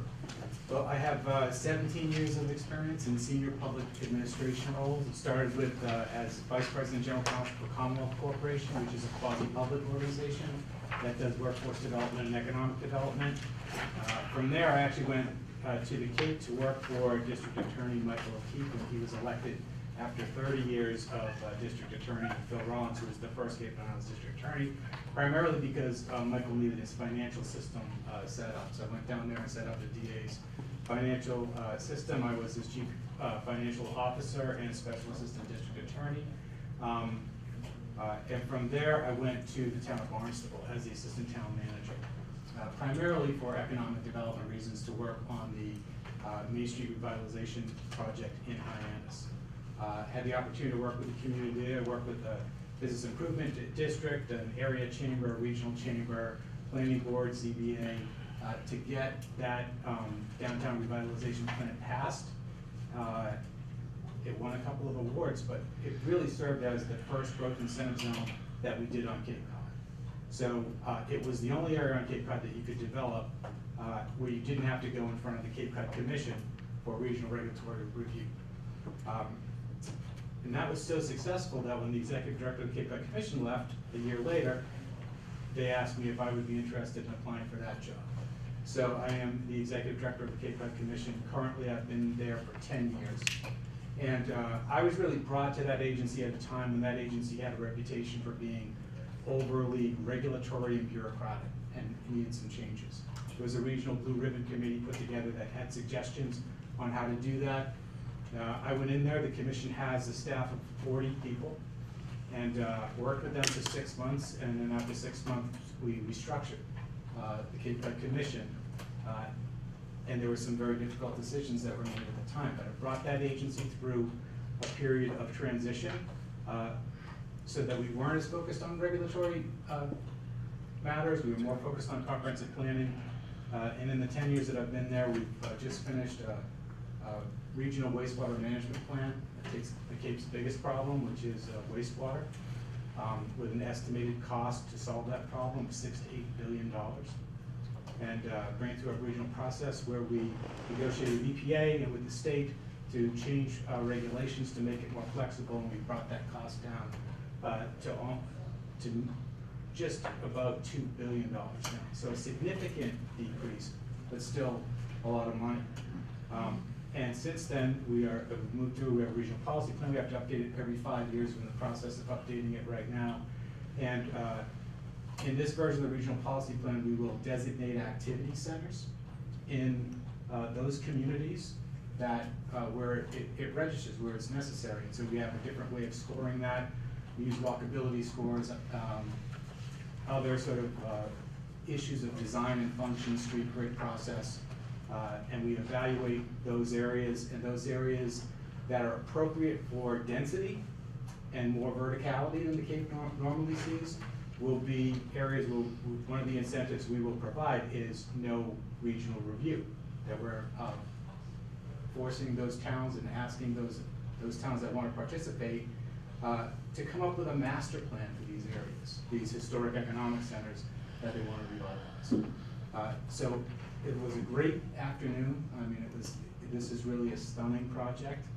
And as someone who's worked in areas of smart growth for over a decade now, these are the kind of projects you dream of. And they're just not the kind of projects that happen every day. There's a unique nature of that caused me to apply to this position. But what I heard this afternoon from Elstar was some frank conversation about the SRA, its history, and the plan that's in front of it right now. And I think my experience lends itself to those kind of public entities that are in transition, that are trying to become something other than they were, that are trying to evolve to meet the challenges of the day. Those require difficult decisions as it relates to personnel, finance, and to those necessary relationships with the communities that you have to have in order to be successful. We've done a lot of work in smart growth and issues of design. And you know, if you're looking for someone just to keep the trains running on time, you've got 3 qualified candidates. There's a lot of people that can do that. It's not my sense that that's what you're looking for. If you're looking for someone to manage relationships, I think you've got 3 qualified candidates. I think what I bring to the table that's different is I have dealt with agencies and public entities in transition. And I've worked with boards to restructure and redevelop and to create those entities moving forward. But I also sit across from developers every day that come in and say, we have a project, we want to build it on the Cape. What do we need to do in order to get through the regional regulatory process and the local regulatory process? And my job is not to be an impediment to that development. My job is to show them the quickest pathway to success, to build what the community has already deemed by its local zoning and other bylaws that it wants. And so we do that, and I've done that. And I've done that with multi-million-dollar corporations and big companies, and I've put some of them through even the existing process within 30 days on the regional level. So I think I bring a sort of hands-on experience in dealing with developers and dealing with resource issues, whether they're human resource or financial resource issues. I also work with 15 towns, 14 boards of selectmen, 1 city council, 3 county commissioners, and an assembly of delegates that has 1 member from each town. So I think those are the skills, some of the skills that I heard this afternoon that would be necessary for this first executive director to have moving forward. Great, thank you. My other question is, the SRA has been without the executive director since the legislation. We don't have 40 people on staff, as you know. We're pretty lean. How do you go about evaluating staff, especially as lean as it is? What is your process of understanding what staff does, how they do it, and your kind of vision for staff? What I did at the commission was to review every job description of the agency. But more importantly, what I did in the commission was to work with the Blue Ribbon Committee on the Community, to work with the Cape Cod Commission itself and the 15 towns to find out what they wanted the commission to be. The Cape Cod Commission Act is huge, and there are all kinds of potential authorities and responsibilities in there. But what did it need to be at that time? And so developing that kind of strategic plan first is the best thing to do, I think, before you evaluate positions themselves. Because you need to decide what positions you need. That's the first discussion. The second discussion is whether the people in positions now are competent, qualified, and capable of doing that job. That's a different type of discussion that we have to have with them, but it involves their job description, what they think their job is, how much of their job they need to do, and we've done that recently at the commission. We take every job description, break it down point by point. So these are all the duties your job description says. How many of them do you do? And here are the core, the core agenda of the Cape Cod Commission are these 4 core issues. So how do your individual pieces of your job description score and rank based on what the core mission of the agency is? You referred to a Blue Ribbon Commission. Yes. How is that set up and comprised of? It was designated by the 3 county commissioners, and it was comprised of environmental agencies, but primarily the Chamber of Commerce was the one that drove that discussion on their businesses. And it was really the development community that had the issues with the commission at the time. Sure, thank you. I'll turn it over to Pat. And you've touched on this a bit, and just to expand on it and to be consistent in our questions, the SRA is a special purpose entity, and that has many of the powers of a municipality and generally the powers of a redevelopment authority. What particularly in your background gives you the skills to lead this organization over the next several years with a view to the long-term health of the project? Well, it's a special, it's a unique end. I sort of cut my teeth in college working for the MWRA Advisory Board, which is also an independent authority created by a special statute. The Cape Cod Commission Act itself is a special statute. These are unique creatures created for a specific purpose. And so I think I have that kind of experience in dealing with special legislation, dealing with the communities that are most impacted by that special legislation. And I think there's a unique opportunity to take that sort of special charge under the legislation, to take your redevelopment plan, to take your development disposition agreement, and to break them down and to summarize those components, and then to work with the board to develop a strategic plan on how to move forward with this and build this agency.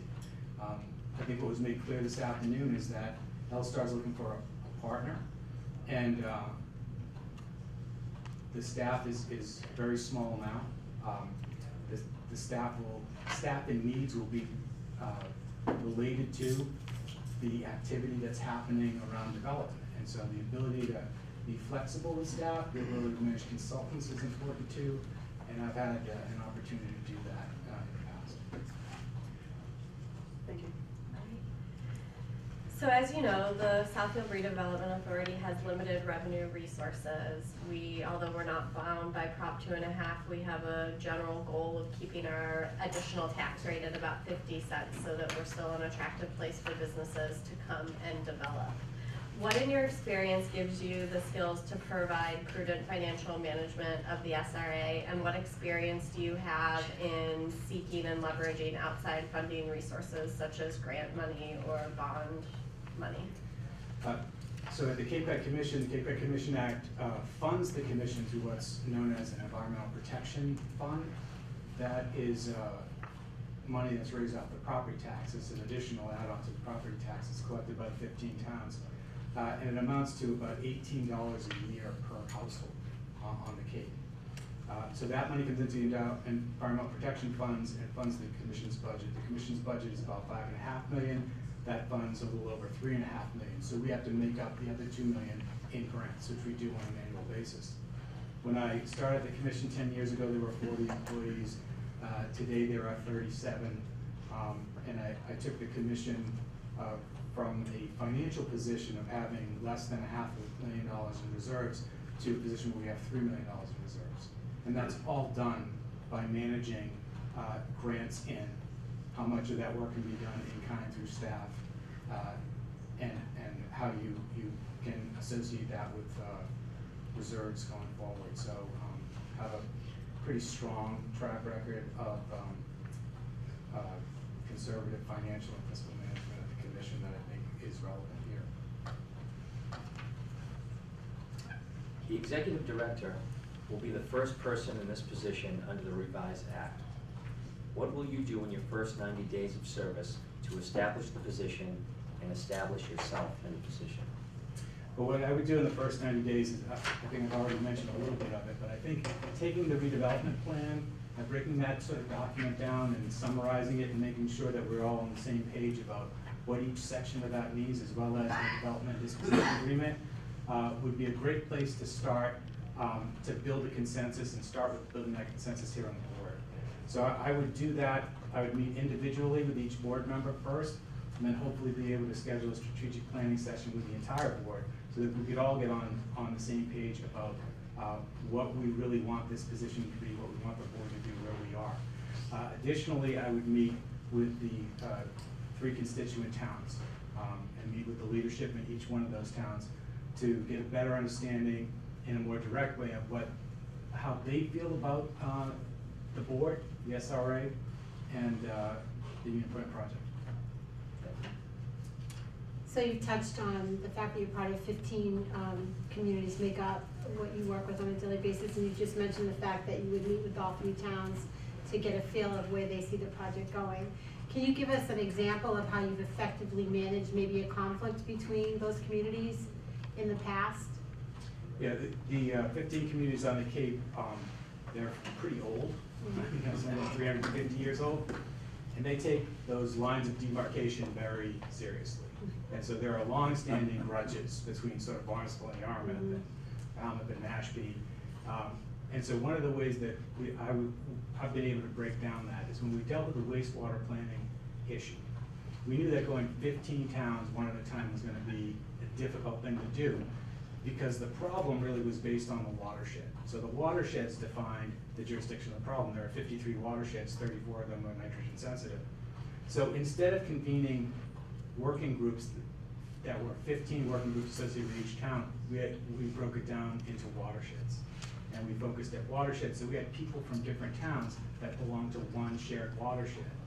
And that went along. Now, we had to deal with the 15 towns as political entities, and those entities that were actually going to design, develop, and implement the solutions. But breaking it down into that watershed-based conversation first, so that we erase those lines, those municipal lines, was incredibly effective in reaching a regional consensus. Great. Thank you. You have essentially a giant staff right now relative to Yes, our entity. We have just a little staff, but we're still responsible for budget, land use planning, environmental issues, legal issues, everything. What skills do you have specifically that you can fall back on to essentially do some of that work when you don't have all of the support that you currently enjoy at the Cape Cod Commission? Yeah, well, that's a great question. I mean, I am a lawyer, And so my approach, and I have a degree in public administration, so I'm trained in those two areas. And I think they'll both be very useful. But I'm also involved directly at the commission in sort of taking developers, meeting with them up front, putting together the applications for review to make sure they've got the traffic studies, the economic development studies, everything that we require in that review, compiling that, and then bringing it to the commission. So I don't do the traffic studies myself, but I review the traffic studies, and they're part of the development of that application process. So I'm confident that I can fill those gaps initially as we work to define what it is that we want to be, where we want to go, and what kind of staff needs we might have in the future, when they would come in, when we would use consultants, and when we would have staff people available.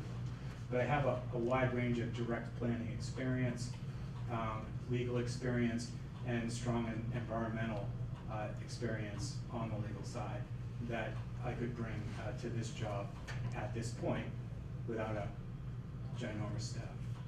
Can I ask a question, a little follow-up to Dave? You also were CFO, part of the district attorney, so do you do any of the finance piece too? I do, yeah. And my finance experience goes back to some of my experience as a staff member in the legislature. I supported a senator who was one of 6 people on the conference committee, so we conferenced the state budget the 2 years that I was there. That entailed taking every state budget line item, putting it in an Excel spreadsheet, describing what it was, summarizing what it was the year before, the year before, and the year before. So that sort of gave me the framework for how you need to approach public budgeting. I also had the opportunity to teach for 10 years at Suffolk University. I taught public budgeting as well as state local politics, environmental policy and politics, and research methods. So I understand the academic side of public budgeting also. But I set up the district attorney's financial systems, worked with Munis at the time.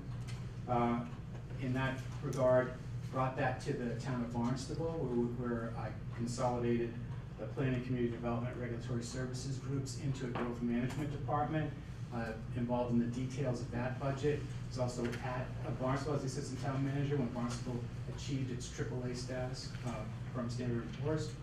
And at the Cape Cod Commission, I'm involved in a detailed way with my chief fiscal officer in putting together that budget. And as I explained before, taking that budget from where it was and a lack of reserves and a lack of grants to where it is now was by my direction. So that's been my budget experience. Great, thank you. Yep. Thank you. So one of the primary concerns of the SRA is making sure we capture the development opportunities that exist now. We've seen in the economy an uptick in commercial and residential building. And in the context of the new executive director will need to play a significant role in facilitating appropriate development and collaboration with the master developer.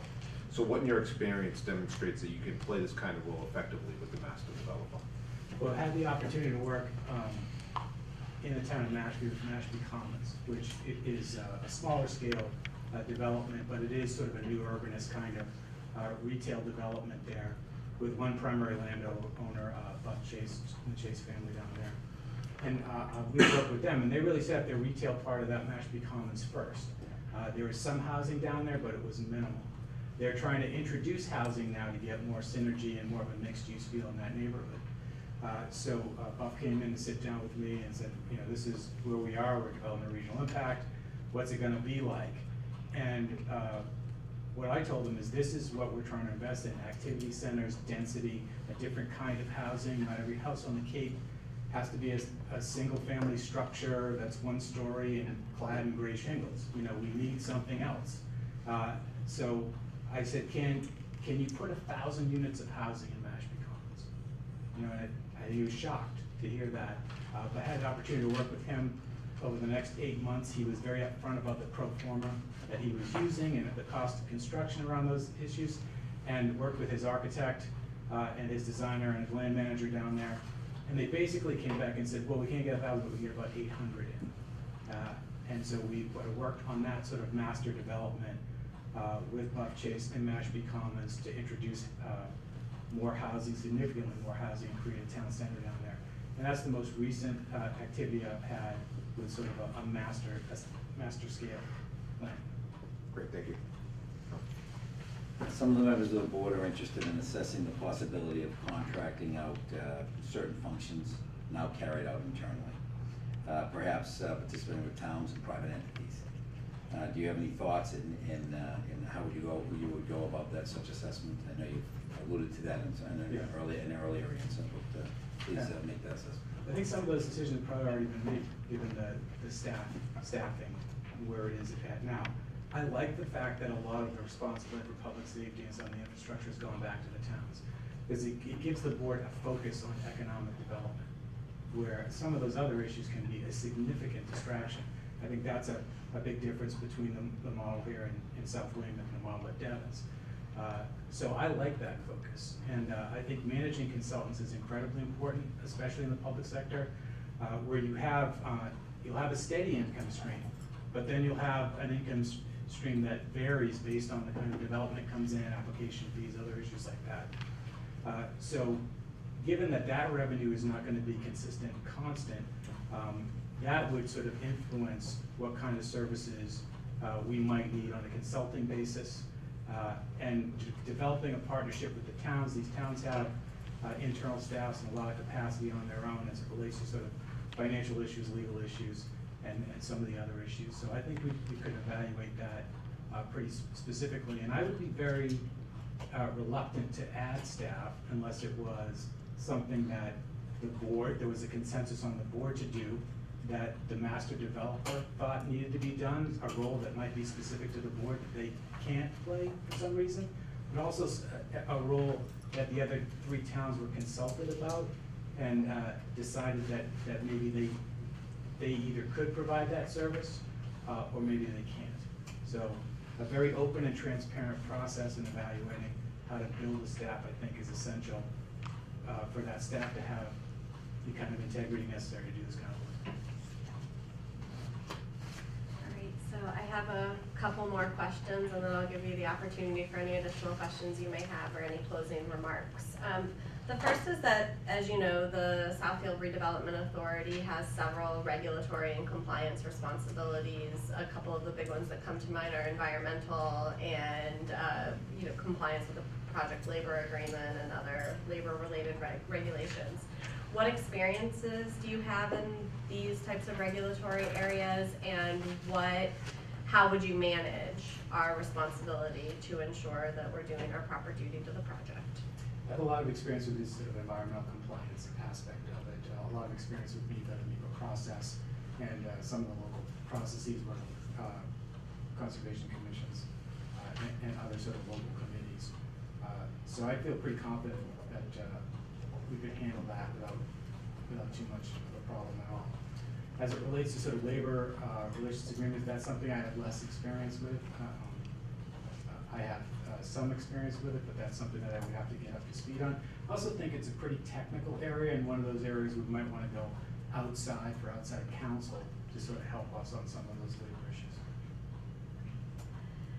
What about your current job makes you excited to go to work each day, and what about transitioning to this new opportunity makes you excited and has brought you to interview with us tonight? Well, that's a great question. I mean, when I was the assistant town manager in the town of Barnstable, my focus was on economic development and Main Street revitalization, but we had responsibility for the whole town. So, public safety, regulatory services, there was a lot of stuff on the table. The opportunity to go to the commission gave me the opportunity to take what I liked best about being the assistant town manager and to do it regionally and to do it with more of a focus. And what I see here is the Cape Cod Commission has that sort of focus from sort of the town municipal perspective, but there's still a lot of other stuff that I have to deal with. That's why we have a 40-person staff. This opportunity, I think, allows me to sort of take what I like most about being the executive director of the Cape Cod Commission, the development, the sort of design smart growth and building the communities of tomorrow with sort of respect to the past, and do that. And so I think increasingly, I've been able to focus on those areas that I really like to work with most. And been at the commission for 10 years, never applied for another job. And it was really only the unique nature of this position and this opportunity that had me apply. So we've hit you with a lot of questions this evening. I know you've had the opportunity to speak with the master developer and to speak with members of the screening committee previously, so no pressure into questions. But if you do have any remaining questions after sitting with us this evening, we would be happy to answer them for you. Yeah, the screening committee answered a lot of those questions, but I do have one, and that is, how do you, as representatives of your different groups or communities, relay information back to those groups or committees? Do you meet with your selectmen or town city councils on a regular basis?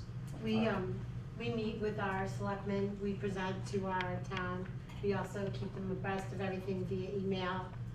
I know Tom is at the town hall a lot too, I'll speak for Rockland, that we're always in touch with them or anything that's coming up so they're aware of that, because they have a voice obviously and put us in that position, so. I'm in regular email and telephone communication with our town manager and selectmen. The SRA actually meets on the same night as the Abington Selectmen, so I don't get to attend the meetings as well. Great. So David and I are both resident appointees, and there's a neighborhood association that has a board that meets regularly, so we're in contact by phone and email with that board and occasionally are invited to participate in their meetings. We also, since it is still a relatively, although it's grown quite a bit at a couple thousand people, it's a relatively small community here. We have regular community meetings where we'll go and speak to all of the residents and stay for a really long evening to hear what everyone wants to talk to us about afterward. And I also, they all know where I live, so. That spirit of the local New England town meeting. It is right here. Yes. It's part of the business community. We literally, we have monthly board, social chamber conference, board meetings.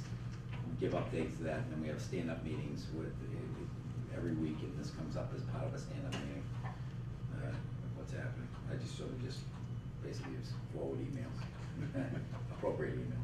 And as far as Weymouth is concerned, Pat and I are both Weymouth representatives. We have communications with the administration, both the chief of staff and the mayor, and town councils are not afraid to pick up the phone and call us or hunt us down. I would say one thing, bringing that all together, the one thing I've really liked about working with this board is I think that everyone has the best interests of the project at heart, and they're willing to go back with good news and with bad news to their communities, and also willing to bring everyone to the table in a way that, hey, this might not be exactly what the residents want to have here, or this might not be exactly what this town wants here, but here are the reasons that it benefits all of us to go this route right now. So I've been really impressed with the ability and the fortitude of this board to go back and find compromise positions and to facilitate compromise, so that it's not always like, well, we don't like the way that building looks, well, but the town likes the revenue from it, to try to bridge the gap to bring people together. That's great. So, in closing, I've been on the other side of the hiring process for a long time now. I know it can be difficult to evaluate resumes and then to evaluate people in an hour that you might spend the next 10 years of your life with. So I know you have a difficult choice ahead of you. I look at the unique nature of not just this development, but this place and Massachusetts, and the strong tradition of sort of local government that's really built into the Massachusetts Constitution. That's not the way the rest of the country is organized around sort of county level.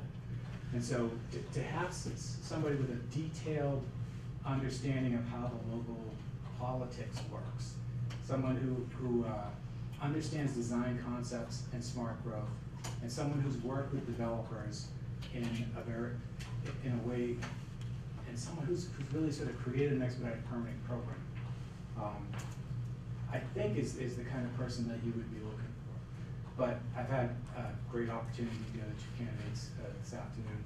I really don't think you can go wrong. So I think it's been a good process, and you've done well.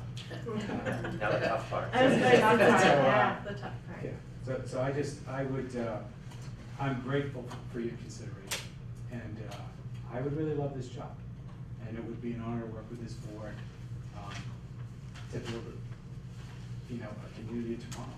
really set the bar nationally for doing that. So thank you very much. Thank you so much for coming in, Thanks for and spending Paul, the it was day. a pleasure seeing you again. Thank you. So nice to see you again. Nice meeting, thank you. Thank you, Maureen. Thank you. Thank you for your service. Okay. Take care.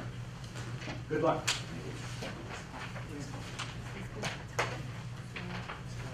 I think that the good news is, as Paul just summarized for us, we have 3 great candidates for the job, and kudos to the screening committee for that. I know it's a tough choice because I've had the opportunity to meet them now twice, once on the screening committee and once tonight, and I left with different impressions from the 2 screening committee days and tonight, and it's really, they've all been number 1 in my, each and every one of them at one juncture in this process has been number 1 in my head. So I think that we have quite a bit in front of us.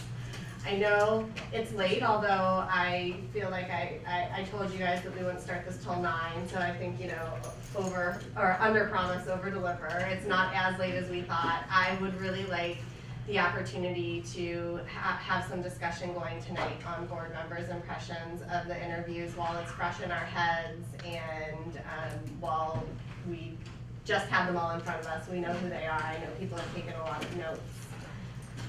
Is that done in executive session or is that done? That is not done in executive session, so we are able to go in executive session if we reach a decision about a candidate that we would like, or if we reach a ranking 1, 2, 3, which I think would be ideal, because you never know if the first candidate will say yes. We're able to go into executive session to talk about negotiations, like salary, benefits, what the offer will be, but the deliberation happens in open session, which is different than I know people in the private sector are used to, but I think that, you know, a lot of people have a stake in this, and it's important to do it. And our candidates all came in here and did their job interview in open session, which is no easy task, and they did it with grace. So I appreciate the board's effort and deliberation tonight.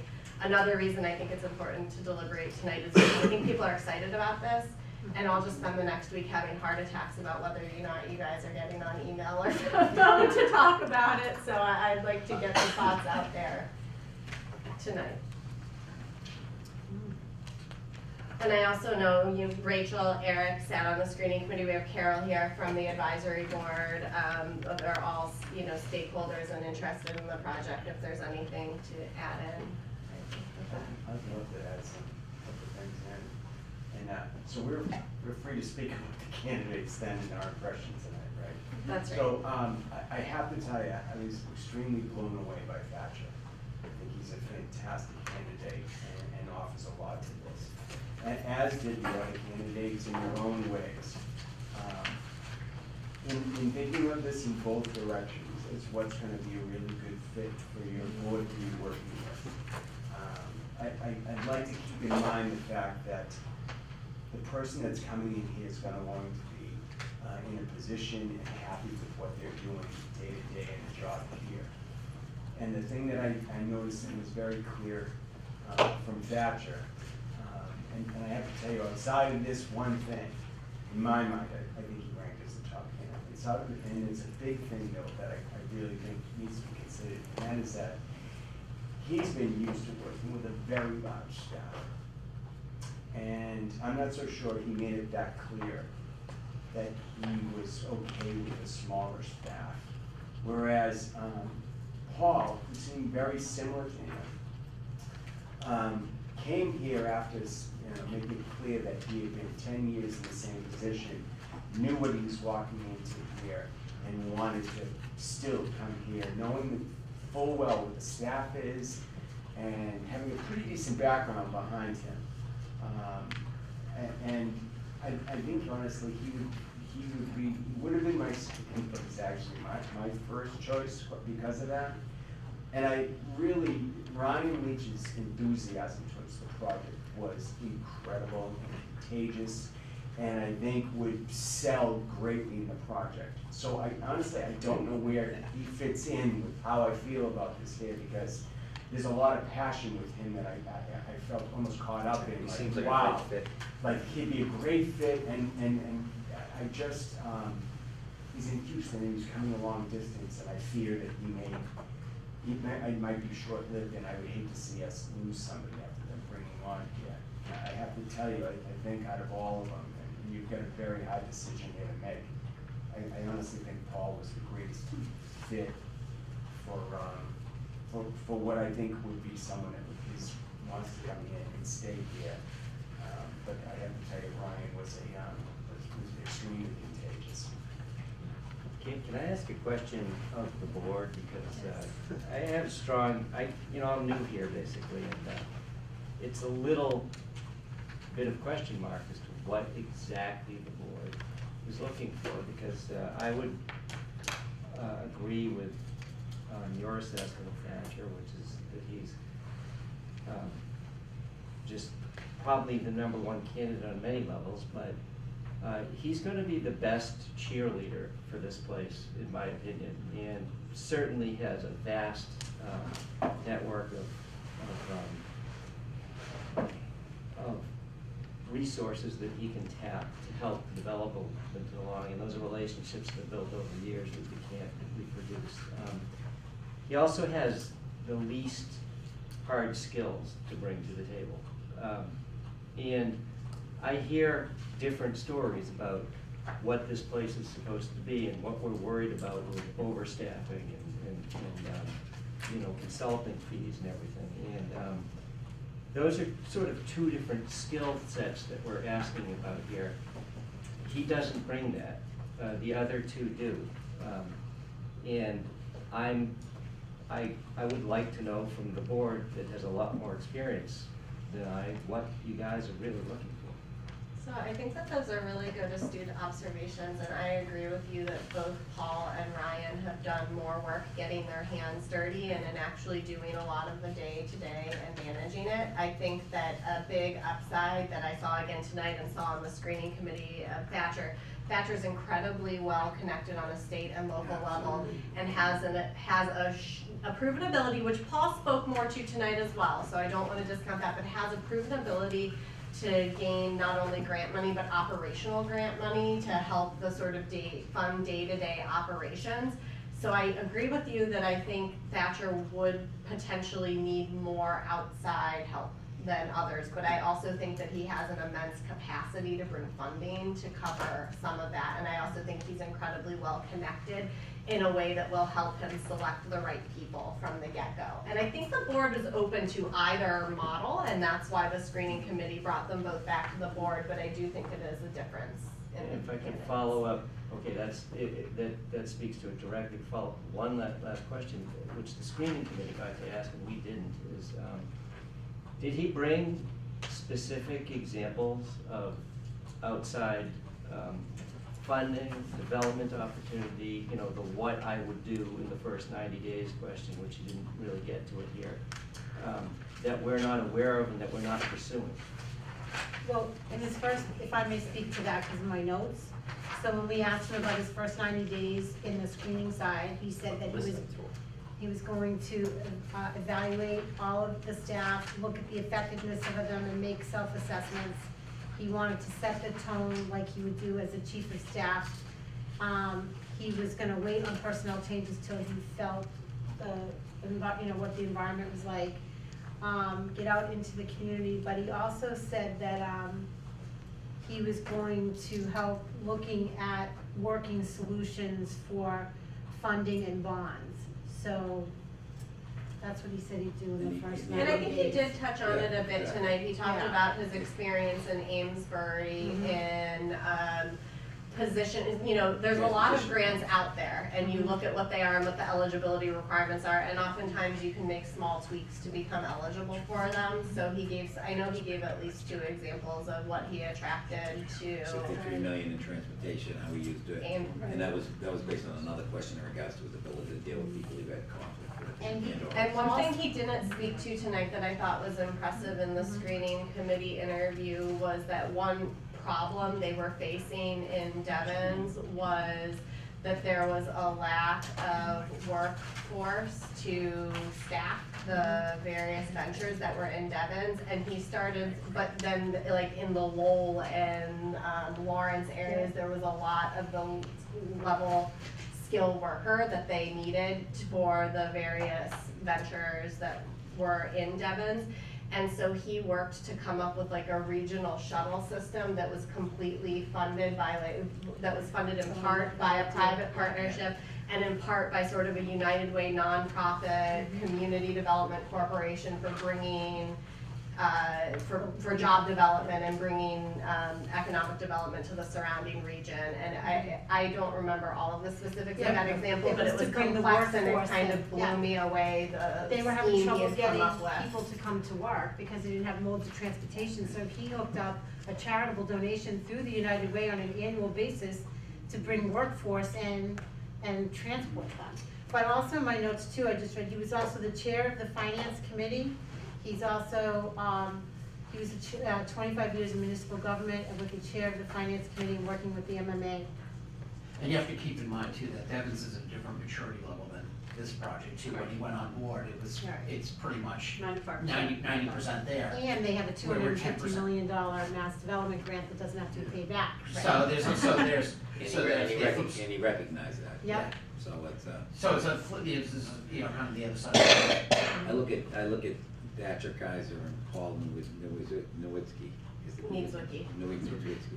Paul, I'll leave it at Paul.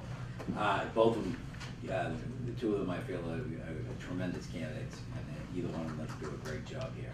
Thatcher, in regards to his experience with Devon's, in regards to as a mayor, we already know we can deal with the politics involved here as well. His leadership, I mean, some of the institutions that he went in the military, some of the work that he has done, that he's integrating all the things that I think we need here.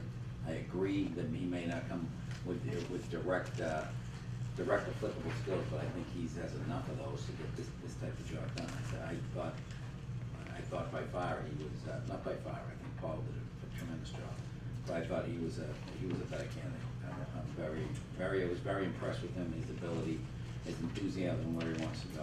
And I hate to keep going back to that one piece, his pride. Well, Paul had that as well, his pride in his project, where he thinks it can go. I think that will propel the project. Either one of them I'd be happy with, but that. If you were there for the first one, you would have said the same thing. Yeah, I think Ryan he's really had good. that too. Ryan's enthusiasm for redevelopment and really commitment to redevelopment as sort of his life calling in his career, I think is contagious. And I think that is one of the real highlights of Ryan's candidacy. I think Ryan's gone into a lot of different positions and learned quickly and is really willing to get his hands dirty learning and do whatever it is that needs to be done here on a day-to-day basis and figure out. And so I do think that is an important aspect of his candidacy that shouldn't be lost on the board. I think it's an important aspect of just the job description. I think as important as a specific skill set, I think we should be looking at energy and enthusiasm, because I think that's what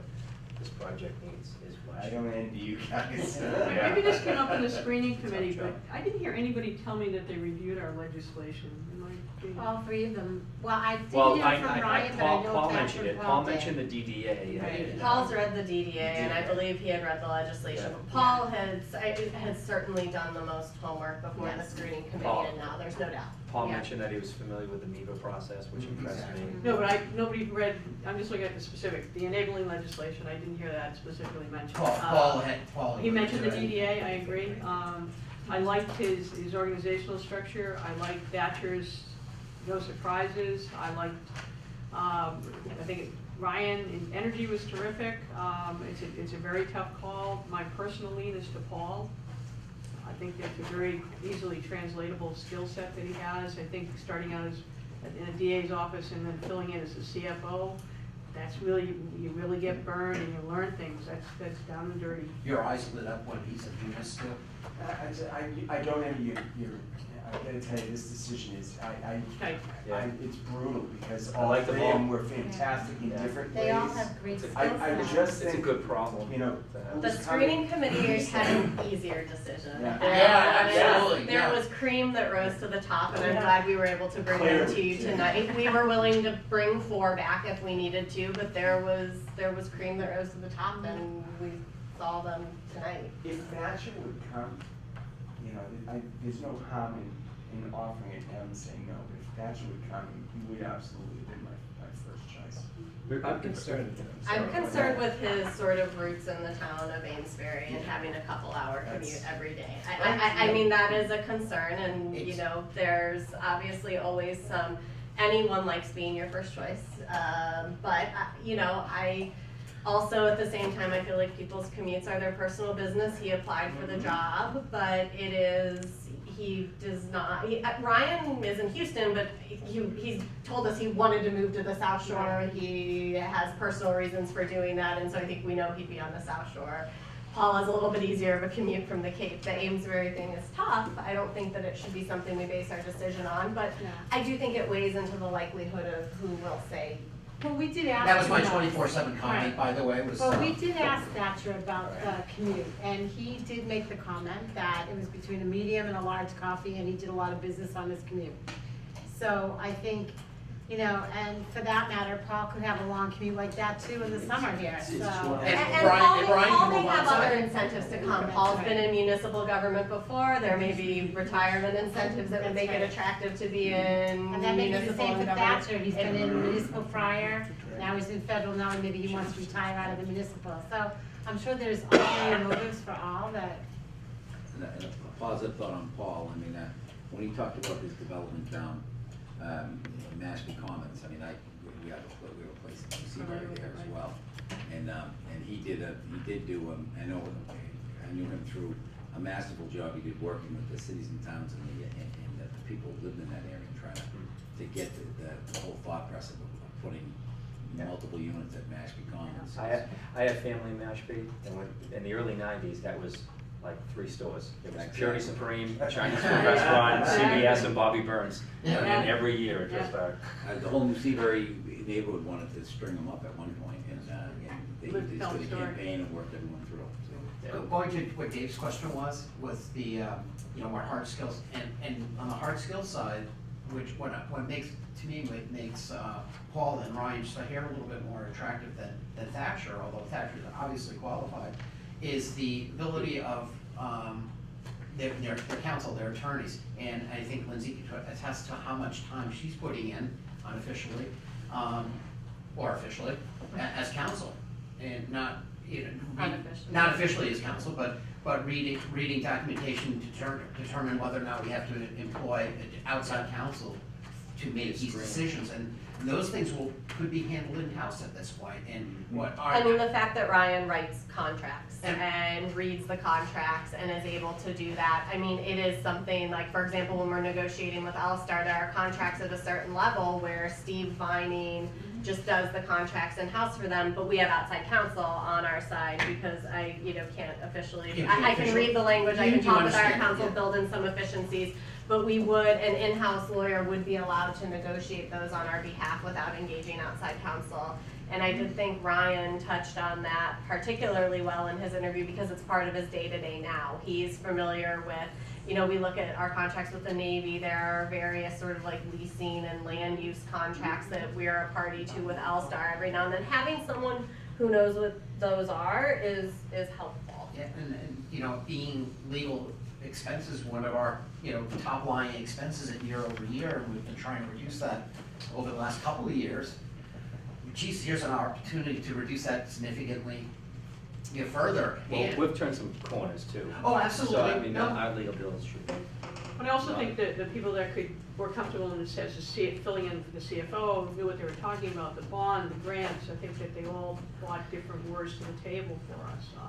I was pleased when Thatcher said no surprises for people.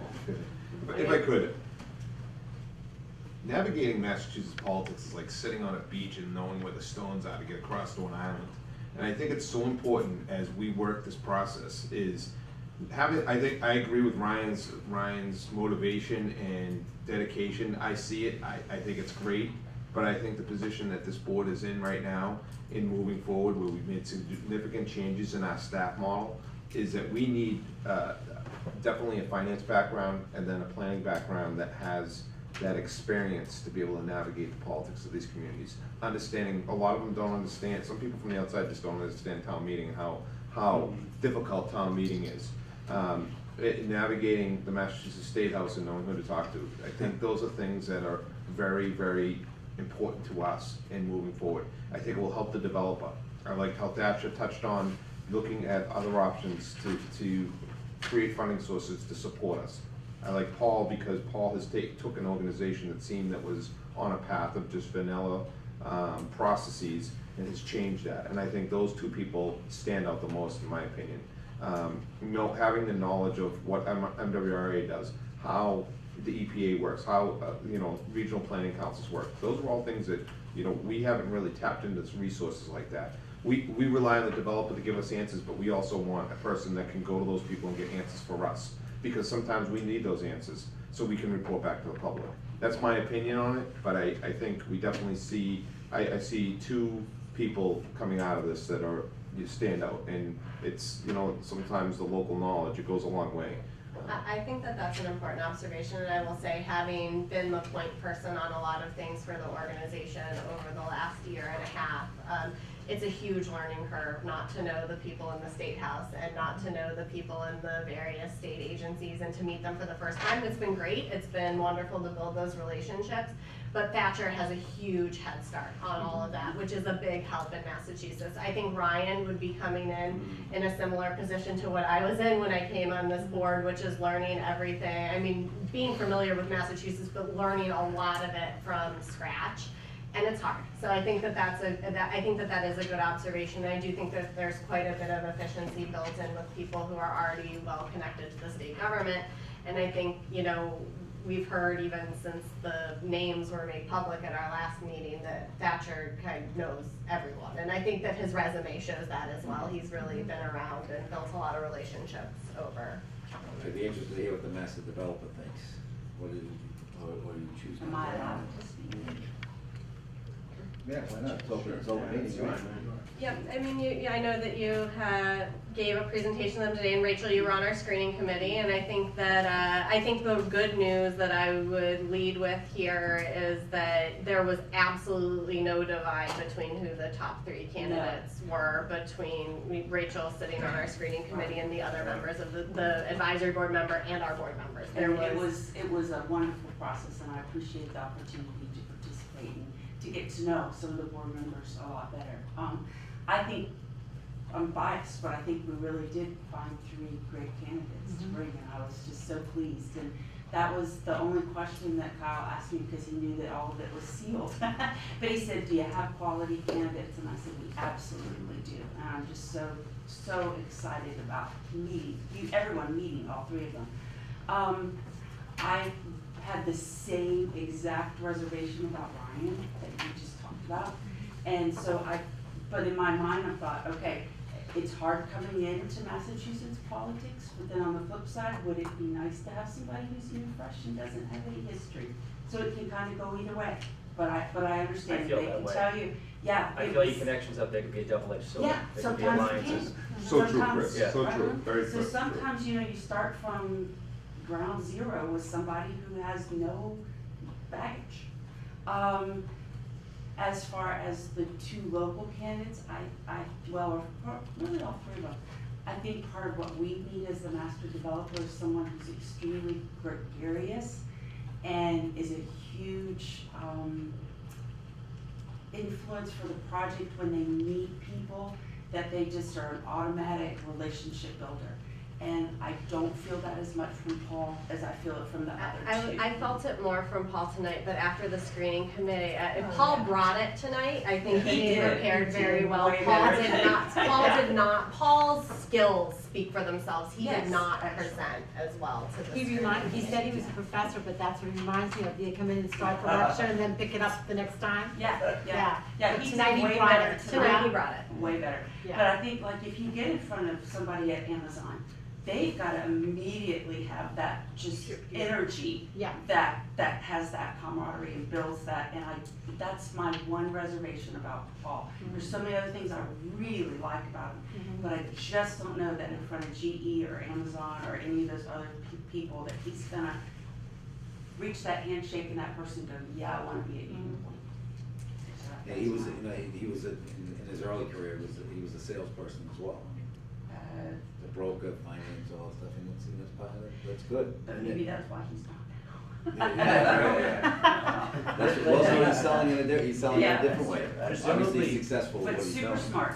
Are salary requirements best left to executive session? So the Collins Center has said that in their experience in municipal hiring, boards tend to be much happier if they pick based on the qualifications of the candidates rather than the salary requirements. If the board feels strongly about going against that advice, I did collect the salary requirements of the candidates before the meeting. I don't feel strongly enough to not, I would defer to the board's judgment, but, you know, salary requirements matter as a course of, for appearances if nothing else.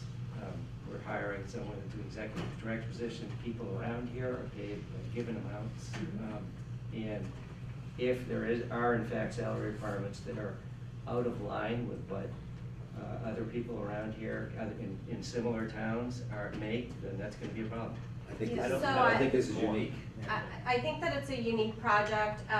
Two of the candidates were very in line with like what the Rockland town manager makes, for example. One of the candidates was above that 10 or 15%, I'd have to pull out a calculator. So there was a difference, but there's not like a $50,000 range of what the candidates were looking for here. And I also feel like the salary requirements were, I think, genuine on their part, but also a little, whomever the board ends up designating to negotiate is going to have to do some work explaining sort of how our health benefits work and how our retirement plan works. It's not a 401k match here. Like, I got Right. salary requirements back that were asking for like a certain 401k match. Like, well, we have a municipal retirement plan, so that may be of more value to some people who may, I even think the individuals who are formerly in municipal government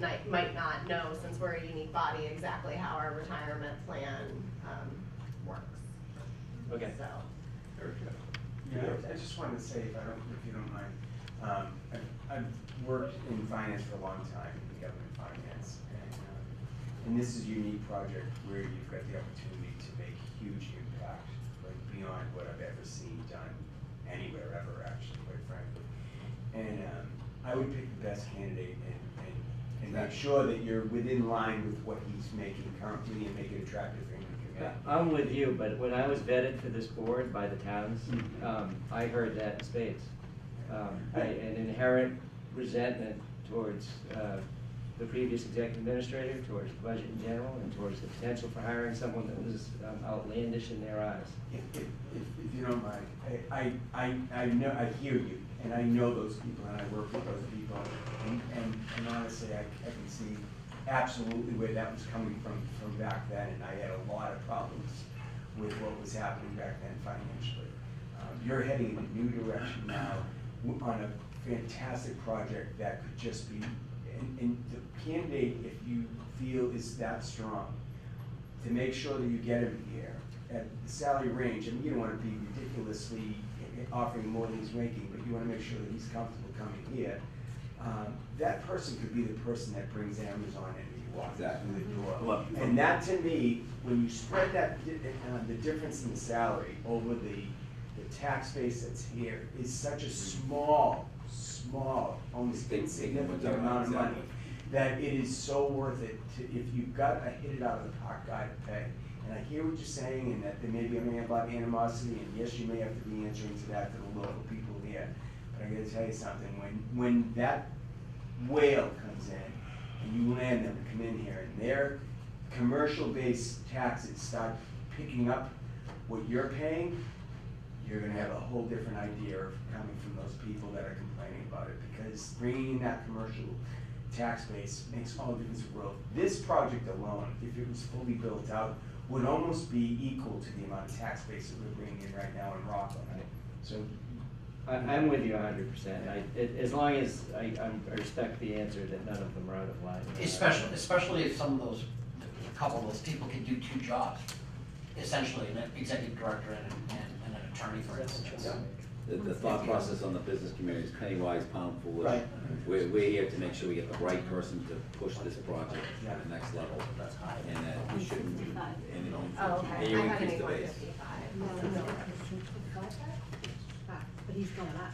That's I think though, it isn't even about the two jobs, the skills or anything like that. I think it's about how they present, how they work with the communities, and the top two candidates we've spoken to, you know, Thatcher made a point of, you know, having to go out to those communities, having a lot of issues when he was working at Devon's, and also too, I don't know if we brought it up, but you know, you wanna remember too, that being part of that military and negotiating with the military on certain pieces is an added value for here too, because we still work along with the Navy here. So, I mean, that's something else to consider too. That is true. It's often hard to get the Navy's and Coast Guard's attention on things, and I can't help but wonder if Thatcher was calling them instead of one of us calling them, if that would make some difference. He did speak more extensively about his military experience in the screening committee meeting, and he was very involved in strategic planning and high-level military operations and security, information security, financially.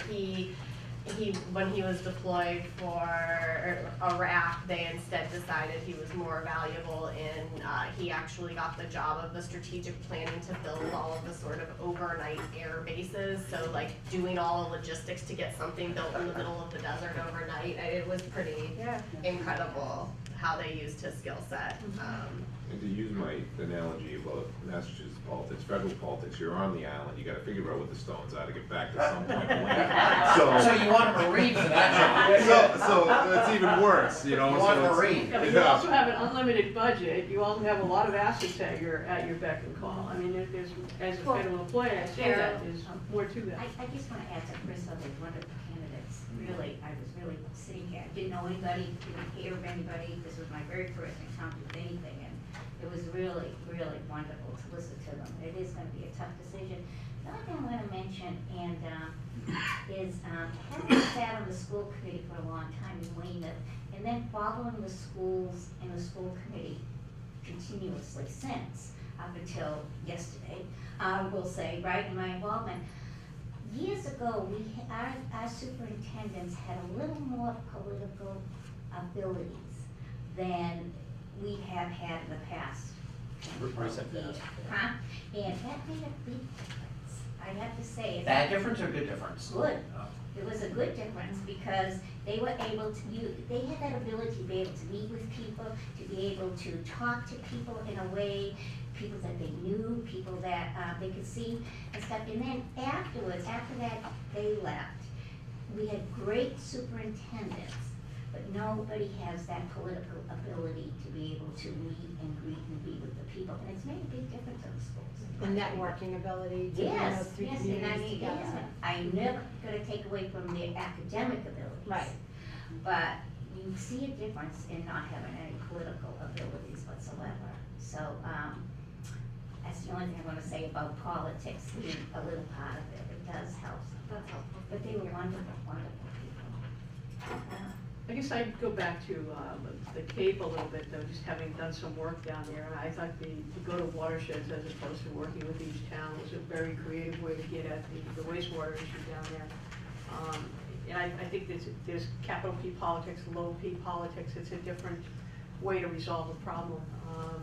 So I guess I don't discredit that, but do we get any further discussion of that on the working with the watershed associations or your own nightmare entity? Right. He had political Yeah, he background. certainly has So political he has background. this is Yeah. Thatcher, I meant. Did we have reference You know, they information have- on any of the candidates? Yeah, they gave us a synopsis of what they brought to the table, and then in the screening, I think between Paul and Thatcher, they went into a lot more detail, I thought, and maybe it's because of the different questions we asked in the screening piece when I'm looking back at my notes from all of them. You know, they both also have strong negotiating skills with the cities and towns and the workers and the union contracts, teacher contracts, legislative analysts. I mean, they worked for the MMA, chief of staff. I mean, they do bring a lot of skill sets that they may not necessarily have vocalized a lot about tonight, but in order to have the positions that they had, they would have to be fairly well-rounded in both finances, and politics, as well as, you know, just the day-to-day legislative piece as well. I mean, don't forget Sue Thatcher, while Paul brings the skills with the watershed, Sue Thatcher, was the project director for Mass Clean Water Council too, so. Do we want to try to eliminate one of the candidates in debate too? So I think that there is, from having met these candidates a couple times now, I think that there's a risk piece with each of them that they will not accept the job. And I think that we may be in a position where we end up hiring our third candidate. So I think the most important thing to do is come up with a ranking of what order we would prefer to offer in rather than eliminating any candidates at this point. Did you do any, I remember sitting on terms of interviews, we would then, when we were going to hire a superintendent or an assistant superintendent, we would then call the communities where they came from, speak to different people about the person. Do you do that, or no? So the Collins Center did the work of checking the references Oh, for okay. everyone, Oh, okay. and Yes, you did. Oh, okay, and good. so I think in some ways you get more.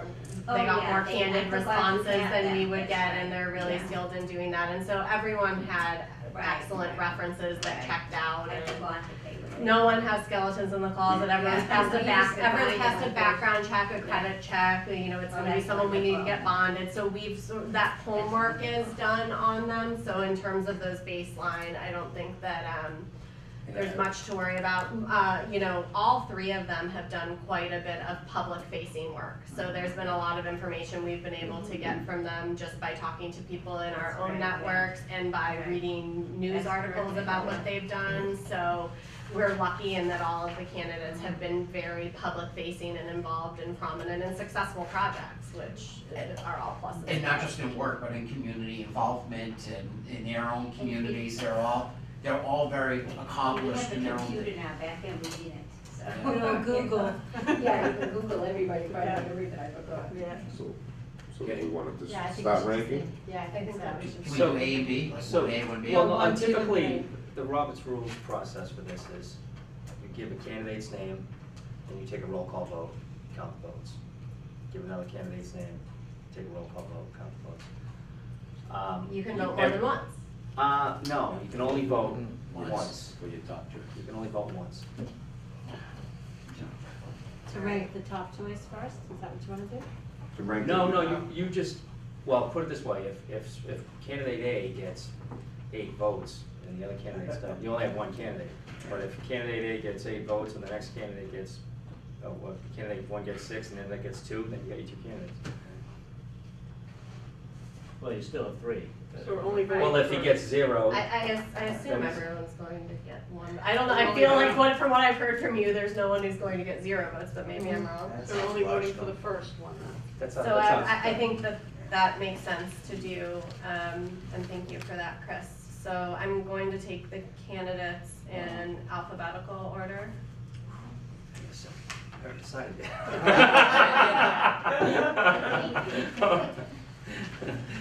This is tough. It is really tough. So this is for our first choice. This is for first choices, and from there, we may have a clear, or we may need to do a secondary vote for second choices, and that will. Yeah, we do. Dang, we did such a good job vetting them that it's really difficult. Drop them on that line. Yeah. I really like all the I'm rest. impressed. And they Now, all can bring- Tony vote since he wasn't here for Ryan? Well, he's Yeah, read his most of resume them, yeah. and Yeah. everything. If Tony feels comfortable voting, that's fine. If Tony thinks it's prudent to abstain, I'll let him make that decision. I'm fine. I think I'm good. Who's the first name? So the first, so alphabetical, it'll be Thatcher, Keyser, then Ryan, Leach, and then Paul Niedzwiecki.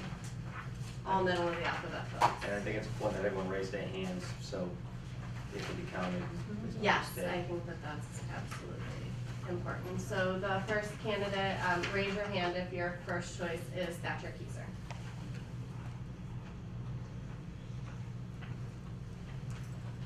Raise your hand if your first choice is Ryan Leach. Raise your hand if your first choice is Paul Niedzwiecki. All right, so it was hard, but we have, so we'll proceed with coming up with an offer and negotiating with Thatcher Keyser. And then if Thatcher decides that the drive from Amesbury is too much, we will proceed to Paul Niedzwiecki and Ryan Leach. I guess the last thing I would ask of the board is, just to clean things up, is there any candidate that any person on the board would be uncomfortable putting in this position? No. Great work by the screening committee, I mean, Yeah. and the Collins, thank you so much. Yeah, and for the record, they were all very highly qualified. Yeah, we wouldn't go wrong with any of them. No. I was surprised that you had three exactly, that you could take, because. Yeah. We almost could have had 4. Yeah, we almost brought. We had one person, we did have one person withdraw Can I from the get process. You said you were going to be negotiating. Are you going to executive session to discuss that, or are you designating somebody? I think we're going to, so the plan is to go into executive session to discuss some parameters of contract negotiation, and then we will appoint 1 or 2 people to head the negotiations, and like we could, there's no reason we can't do that in public meeting, appoint people to negotiate. I'd be interested in negotiating if that was an option. Okay, is there anyone else who's interested in negotiating? I would. All right, do you have a, And Lindsay, you should be there as chair. that's fine, so 3 of us. Pat, 3 people. yeah. You wanna go? You can go. No. You were on the screening committee. Come on, Chris, jump in. you're free to take my spot if you want. Well, that's good though too, because it's different from the screening piece, so I like that. So do we need a motion on that to establish a negotiation committee? I make a motion to establish a negotiation committee. I think more appoint people for negotiations Yeah, on behalf of the board. Working group. Yeah, work. Yeah, Working you group. wanna do a working group, Work otherwise group. you're gonna have an advisory. That's right, Yeah. working group. Yeah. No offense to the advisory. Oh, but now that you're not on. That's fine. Our new best friend. So to negotiate a work committee, I a would say- negotiation work group, Yeah. please. I've got to go, I just wanna say, great job. Thanks for allowing me to participate. Thank you, Eric. Thank you, Eric. Did a good job too, you know. Thank you for your time, Eric. And Rachel too, and thank you for tonight. Thank you, Rachel. Yes. It's nice to work with you. Thank you, Rachel, it's been a pleasure working with you. Thank you, seeing Kyle's better half. Oh, I'm gonna tell them to set it. Thank you, guys. All right, so I'll take a motion to appoint Tom as the head person with assistance from me and from Pat in negotiating with the candidates. So moved. In order. Second. All those in favor? Aye. Opposed, abstaining? Okay, I will now open to public comment on the topics discussed at the meeting tonight, please.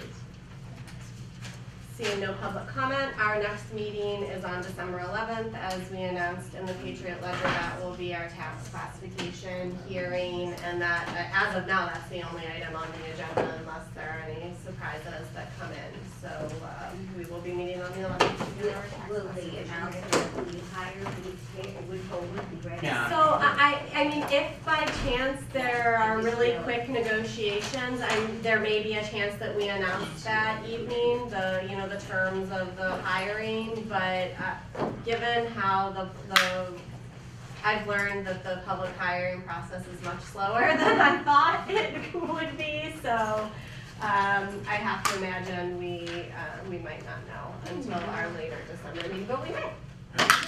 On December 11th, I have a day trip to New York, back and forth. I should be, depending on where we go. 95.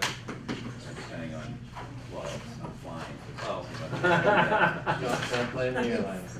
Yeah, we said So some I plan, am in a very similar position, but I do think I'll be back in time for the meeting. But I guess that begs the question, since we already announced, are there any other board members that have an issue with that night, so we can make sure we have a quorum? I'm here. Are you here? You're here, Tom, and you two are, okay, so we'll have 5, we'll be able to go forward with the tax I mean, classification. it's only tax hearing. classification, it's not moving mountains. I was gonna say, barring travel delays, I'll be. Did you make this all? So what No, happens next? You make So- the offer, how does this proceed? So I think that the Collins Center has given us some good education on this. I think it's important for all of the candidates to hear quickly, even the ones who are not the first choice, that it was a very close call, which I think is a fair summary of what happened tonight. And that we're, negotiating with the first choice. We don't know how that will go, but we appreciate all of their interest and we'll update them when we have an update. Based on the start, I think, the finish, we did well. I mean, we're not getting enough candidates, or the right type of candidates. I mean, we ended up with what, 23 So, resumes? I have a question though, so if Thatcher declines, Mhm. which is a possibility, do we get another vote No, for the No, next because two? Paul No? came in as, Okay. we ranked them. yeah, you're going with Paul. The rank sticks. Okay, You good with that? I guess, Yeah, What's the our only- time Okay. frame to Well, I negotiate? guess- No, Depends. No, that's a I good am saying question. Chris's I point. understand Because, Chris's point you know, because we yeah. ranked them based on that initial vote, So it but wasn't ranked. it wasn't yeah, ranked. Yeah, so I think we should Isn't probably that your take, idea? if Thatcher, no, that's how Robert's rules is, and if you have to, I think you have to re-vote it. You're right, If you're Thatcher right, we backs did up. this one other, Okay. I so would we agree. can revote. So we don't have a ranking at this point, we have a first. If Thatcher backs out, maybe we'll know that by December. I'll put it on the agenda for December Just in 11th, case. just in case, and we can revote at that time, because Yes. you're right, I Yeah. think that the actual second choice could be Ryan. It could be, Yeah. From what I yeah, heard just from never him, know. but I don't know. And the candidate discussion will determine how quickly negotiations take place, is that? Well, you guys better do a good job. I think both, for the record, I think both of them are fully capable. Yeah, I agree that, All three, I think. All three, yeah. I think all three are fully capable of doing the job.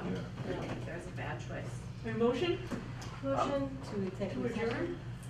Do we have to go into So executive we are going to go into executive session in preparation for negotiations with non-union personnel, particularly the executive director candidate. I, as the chair, have determined that these discussions in public would be detrimental to the potential negotiations with our incredibly well-qualified first choice candidate. So at this time, I'll entertain a motion to adjourn into executive session, not to reconvene in open session, and then we'll need a roll call vote. So made. Do you have a second? Second. Tony? Yes. Tom? Yes. Yes. Kelly? Yes. Chris? Lindsay? Yes. Pat? Yes. Chris? Yes.